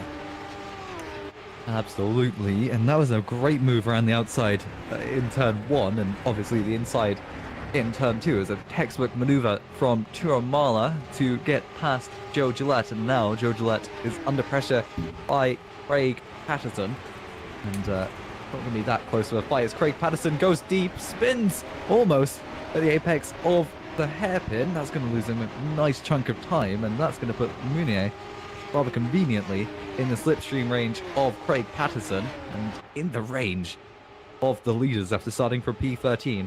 There's still very much a possibility for Loic Meunier to get a double win in FS2 here at Montreal. It's definitely possible. Is it possibly certain? I don't think so. He's got to fight through 3 drivers who will not want to give those positions up as easily as Meunier has found it so far. A little replay here for everyone. This is Bjorn Golder, and is that Jörn Dix alongside him? I think it probably is.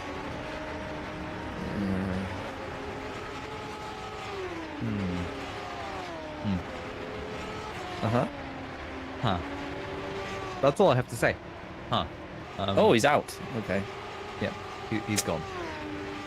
Look how close Mooney is, though. He's 6 tenths off the back. This is... I mean, he's not even halfway through the race right now. He's got so much time to make it past these guys. Clearly, he's got the car right where he wants it, like Mounier.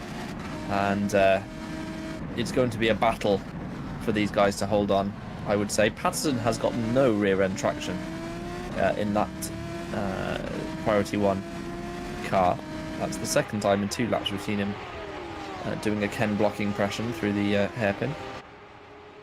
Yeah, it seems that Mounier just has extreme confidence in the KB86 setup, and also of the car as Craig Patterson looks to the inside of the final chicane.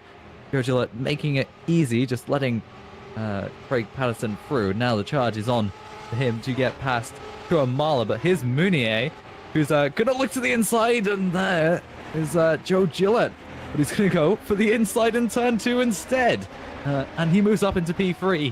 Overtaking the Hunter Birch racing car, and he has Priority 1 right in front of him, and with less than half of the race completed, he's up into the podium places, and we're about to see, I imagine, a move for P2 either at the hairpin or along the back straight and into the final chicane.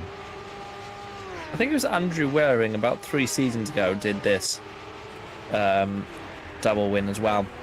And it was a similar level of, well, dominance, I guess, really, pace-wise over everyone else. And we're seeing that exact thing here with, like, Mounier. It just looks like every move he's going to make will stick. He's not been under any danger at all this race whatsoever, and has never looked like anything other than making his way to the front, in this race particularly. It's just been very easy for him. Craig Patterson is next in his radar, and honestly, this will be very quickly done. I would say probably into turn 1. Absolutely. If you just look at the difference in confidence of traction and the confidence of Mounier to just send it over those curbs in the car, it's easy to see why he's got so much pace. If you just watch that final chicane, it's just indicative of a strong driver and a strong setup that he's comfortable with. And look how close he is to the back of Craig Patterson. There's not much room for a move to be made in Sector 1. There's the slight hairpin at the start of Sector 2, but he's right next to Craig Patterson, and that's very much on the cards, and he's going to look for it. Oh, that's a brilliantly executed move if he can get this done around the outside. Oh, wow. And that was an amazing move by Loic Mounier. I was not expecting it to happen. It's like he's got different tyres on. There you go, Joe Gillette. And, he's not got space to make the move, but he's still got the final hairpin if he wants to try and get past. But look at the train behind Craig Patterson, all lining up, ready to take a podium position away from him.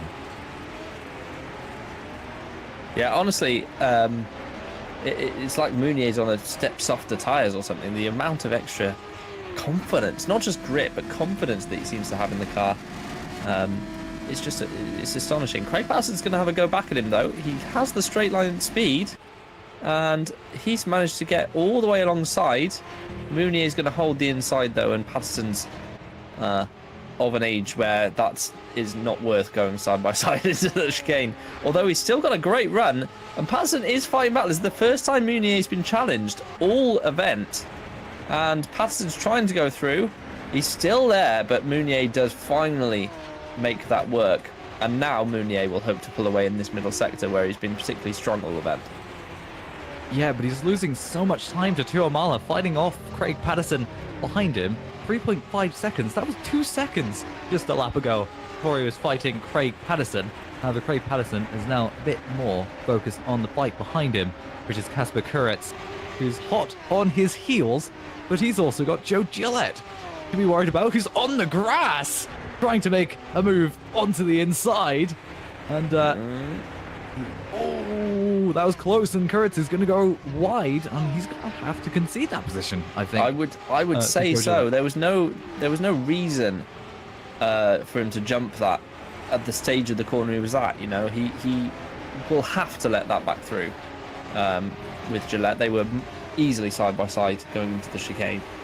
And although Koretz will say he was slightly ahead, I feel like he held on to the position by doing that rather than potentially having a battle through the chicane. Gillette is right up on his tail anyway, but Koretz is not letting him back through. Koretz has to be careful here. If he puts a car between himself and Gillette, which he looks like he's about to do on Patterson, he won't be able to give that position back so easily. Yeah, Patterson didn't get a great exit out of the final chicane at all. Both were sliding through turn 1, and that's not something you want to see much of. As Joe Gillette tags the back of Kasper Koretz going into the side of Senna Stoffmeal. Nothing bad has happened to the drivers, but yeah, like you say, Kasper Koretz is probably going to be getting a penalty for going off track to gain an advantage, really.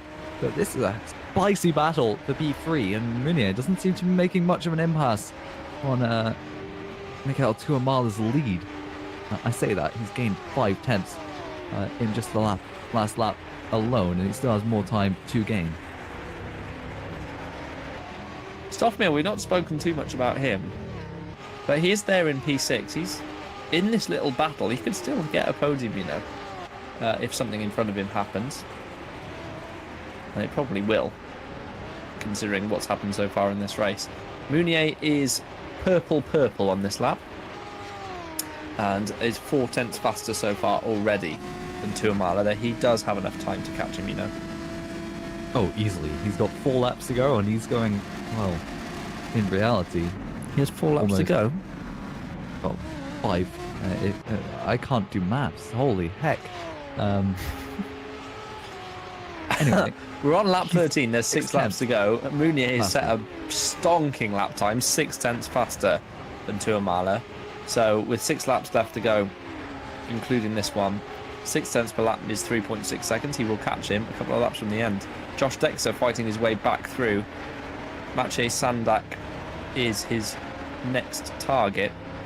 Sandak holds on around the outside. Good driving from the pair. Yeah, this is some of the higher quality racing we've seen in race 2. Obviously, we had the rough start for a lot of drivers, namely turns 4 and 5, or I think they're turn 3, 4, one of the two. A little chicane has many victims this time out. In race 2, and Senna Stoffmeal, who was originally brought in to cover for Maxi Geisinger, is now rather making a name for himself in that 01 Esports car, and he's doing that quite nicely. I say that as he goes wide, and that allows Larson next to him, but Larson is not able to get the best of exits out of the hairpin. But this is a slipstream chain that you just don't like to see, really, because there's no passing being made. It's just weaving along the straights and weaving into the corners. And I would be very surprised. Just look at that. The sort of bouncing across the curbs, which is sort of... Oh, I'll just hold off on exactly what I'm saying as Joe Gillette looks to the outside in turn 1, and he gets cut off by Koretz. Obviously, you're somewhat allowed to do that, but I don't think Gillette is going to be feeling too happy right now about what's going on with that battle, as Stoffmeal will be looking to capitalize on this as well, but he's got 2 very fast drivers behind him. And if you look to the front at Corrala's got a penalty. Where is Corrala? Good question. He is P24, so that won't be making much of a difference in... Unfortunately for you, no, it won't. His teammate up in P3 and holding on nicely, Craig. He's putting together some good results recently, Patterson, actually. He's had a race victory last time out, and of course he was second in China race 2, with P3 at Australia as well. Craig Patterson, so he's going to move himself up nicely towards the front of the championship, and with Magnussen missing around, with Lautner, we know he's not going to complete the season. Don't rule out Patterson for a late charge. Micah's not here, of course, as well. Tuamala is in the wall. So it's going to be all change at the front of the field in the championship standings. Yeah, but I don't know if you were paying much attention. Larson was right alongside Stoffmeal until the final corner.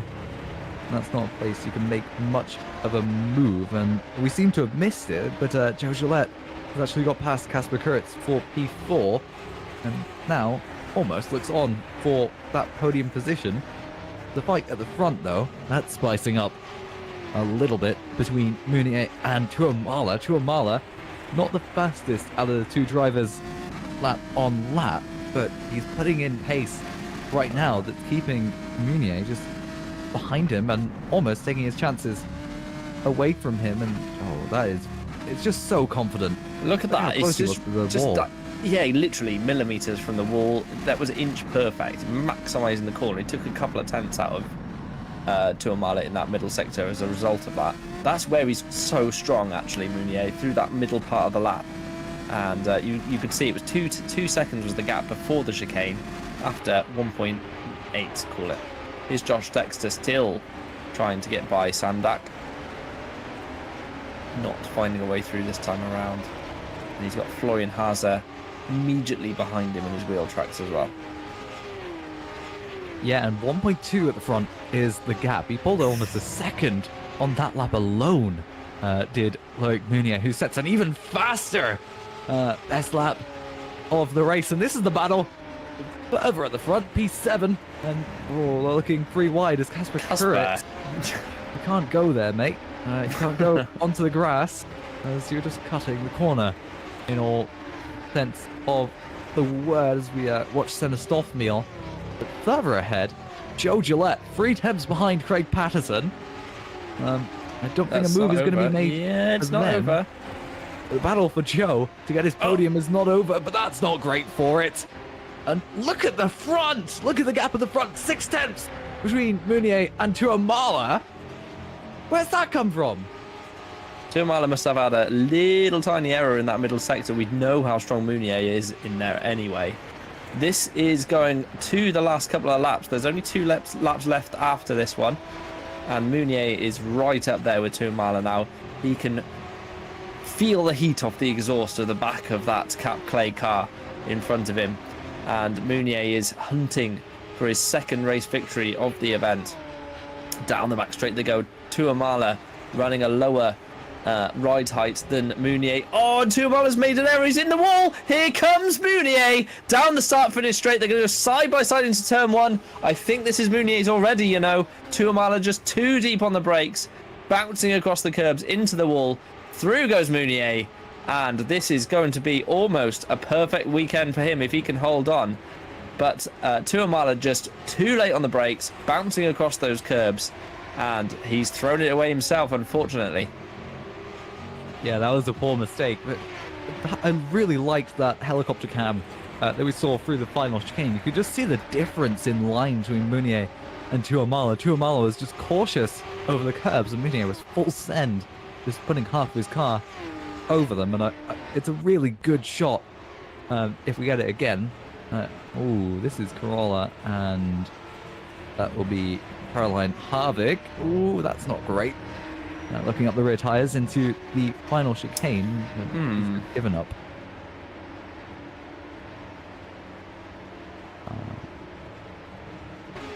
Okay. Well, that's what happened to Corolla. Here is what happened to Ben Skinner. Oh, that's looped it by himself. Please, no. Oh, dear. No. Skinner. It's worse than Lawless, I think. That one? Oh, I don't know. Lawless's was just chaos. That was symbolic. That was. Oh no! No! Casper makes it through. It's the chicane of weird noises from that. Patterson. It's a 10. Oh, Patterson sideways through turn 1. Here comes Joe Gillette. That's on the final lap. Can he get that podium place back? Our former race leader will desperately be hoping to get Hunter Birch's first podium in the season. He is right there with Craig, but he's running out of opportunities. The middle sector is not the one. He's going to have to wait for the start-finish straight. Meunier's gapped Tuamala by over a second, so unfortunately that battle for P1 is pretty much done and dusted, presuming that Loic Meunier will not make a final lap mistake. Here comes Gillette then. He's in the wheel tracks of Craig Patterson as they head towards the end of the lap in the final sector. He's got to be neat and tidy, Patterson, through the chicane. And if he is, which he has been so far this race and done so again, he will not be under threat into the hairpin. It's all going to be into the final chicane, isn't it, Alex?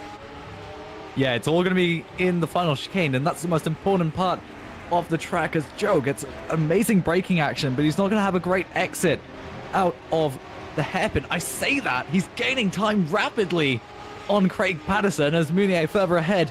We're crossing the line very shortly, but I don't want to cut away from this, because this could be Hunter Birch's first podium, a 10th, and he looks to the outside, and he's just not a gap there. And Smoky Joe looks for a better exit, but it's not going to happen.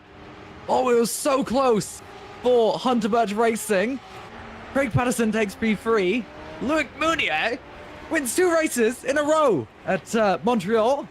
It's the second time we've seen a driver win both races this season in 2024 alone. Mounier wins race 2. What a race it was, Toby. I mean, honestly, some of the best racing we've seen all season. There was obviously the occasional bit of rubbish, but we get that in Formula Sprint 2. The vast majority of that was great racing and some decent car control from most of the grid. Thank you to everyone in Formula Sprint 2 for putting that on, because honestly, been a hard watch some of the rounds this season. That was very good.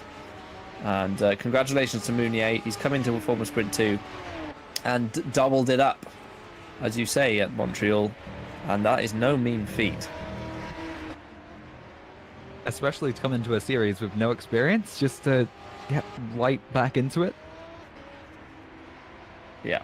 I mean, he's driving for championship leading team, obviously, so we'll have some help setup-wise and so on. But nevertheless, despite it being an Icelandic helmet, the Frenchman has done a superb job here in the French-speaking part of Canada as well, by the way.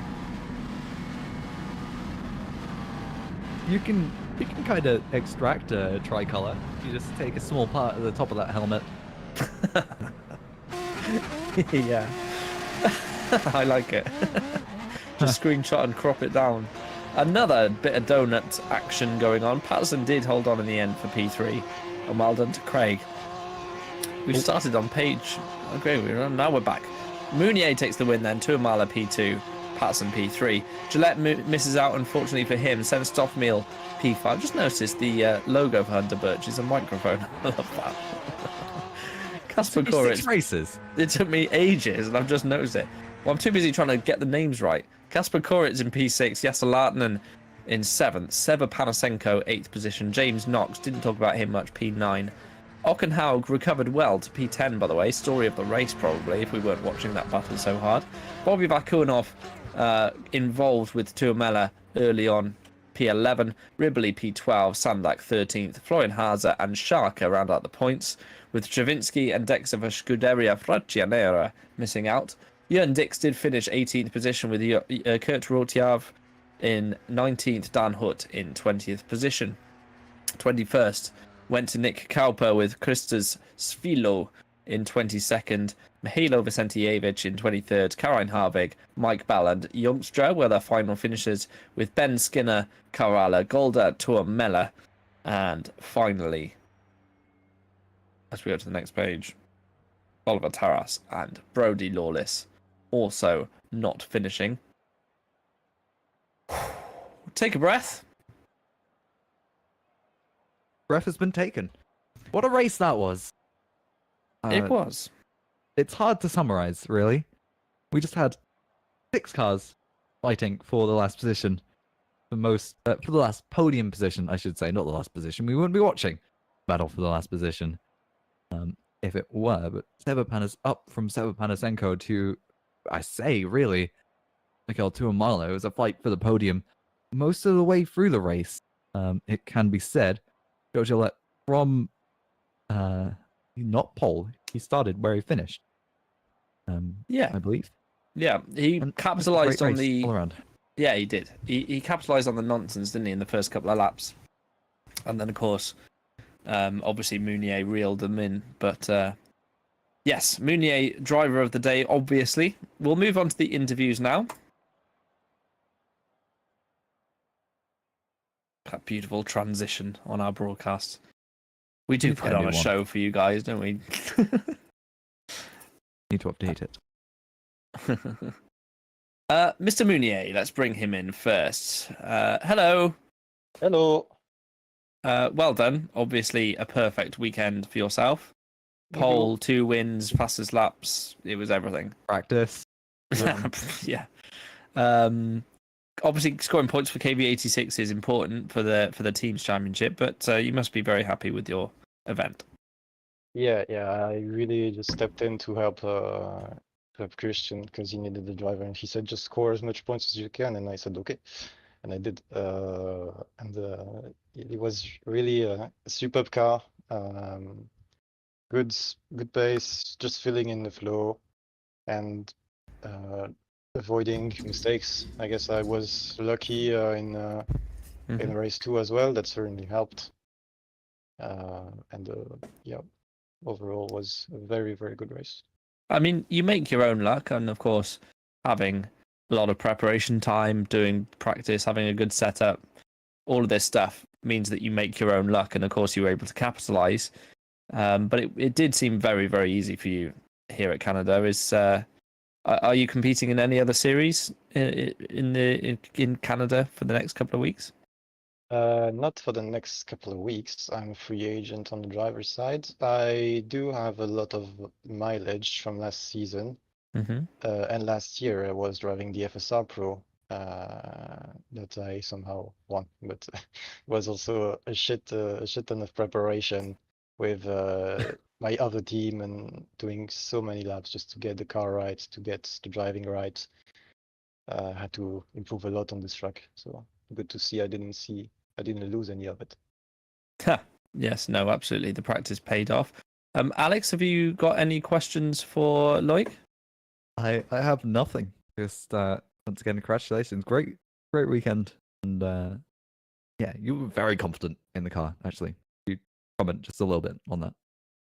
Thank you. Yeah, I hope it was enjoyable to broadcast and to see as well for all our fans, the KV86 fans, the GPV fans in the broadcast.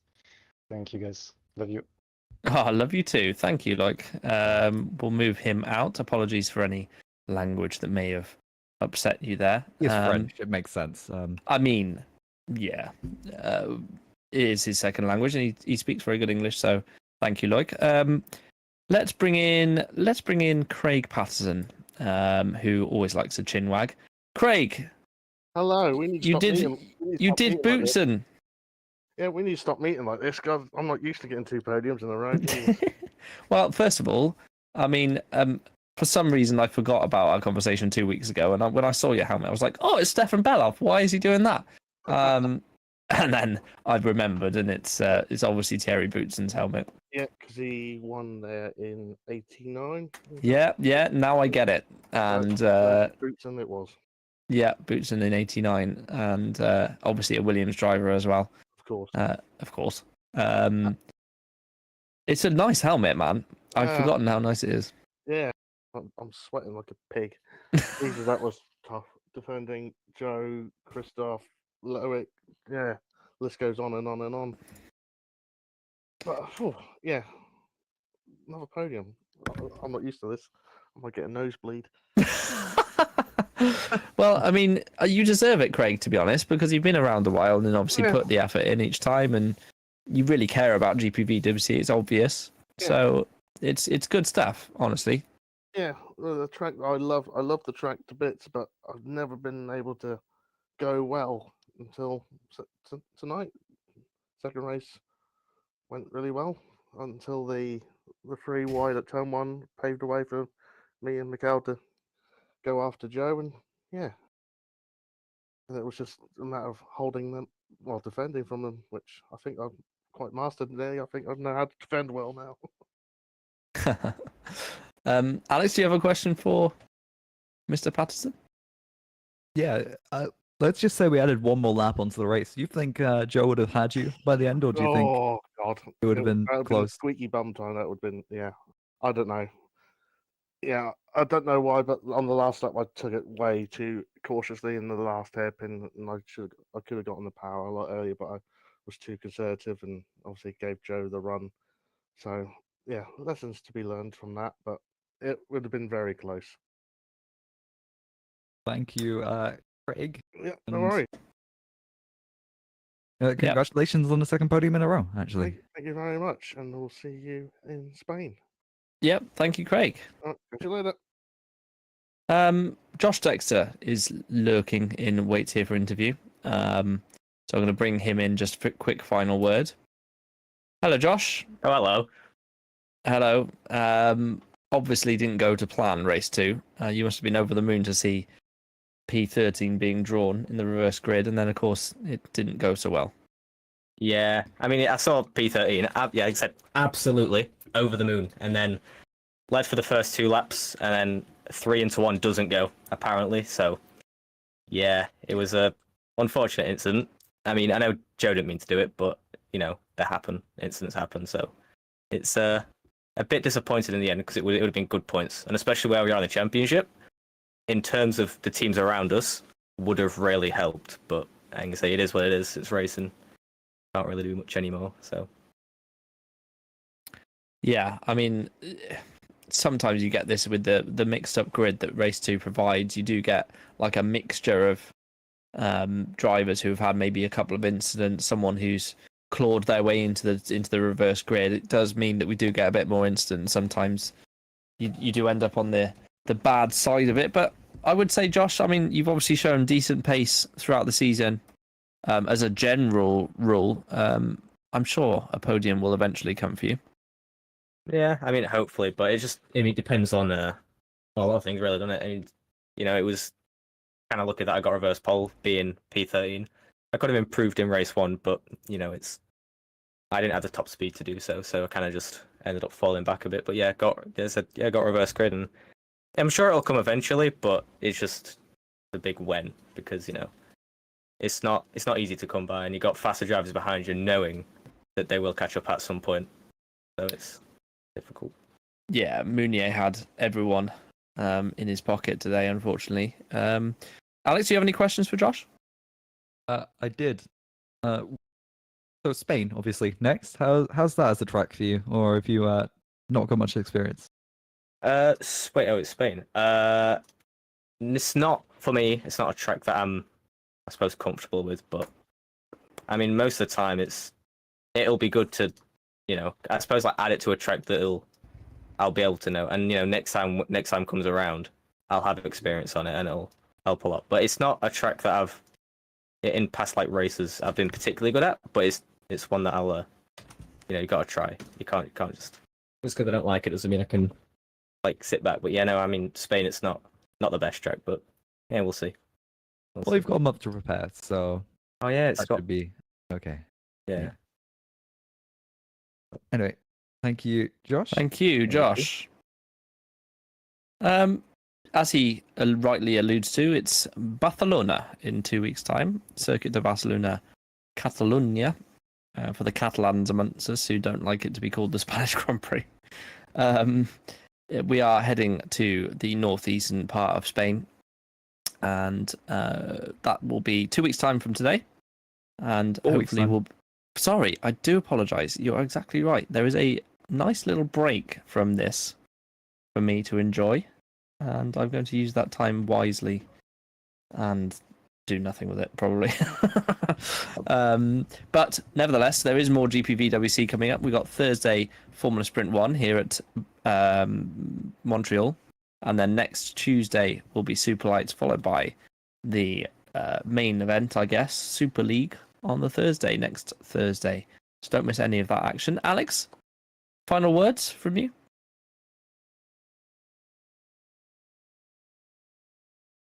Well, Remco said Ed wants an interview. I personally don't have time now. Unfortunately, we've done our 3 interviews. Yeah. Alex, any final words from you, my friend? Just great race, and probably my favourite so far out of all of them, to be fair. Yes, I agree. It was decent quality, to be honest. And we also always have a nice time, don't we, Alex, in the commentary box? Absolutely. Mostly before, but you know. Well, and the warm-ups. We have a nice time in warm-up. We just get to that's talk just about a podcast, stuff. though. Thank you, everyone, for watching. I hope you enjoyed it. and we will be back in 4 weeks' time, Alex and I. Alex is here next Tuesday, where he will be witnessing another yeah, enjoyable right. Superlights race. Blitz. Wow. Ooh. No, it was Superlights race. I didn't say anything. Okay. No, watch it back. I promise you. Thank you, everyone, for watching.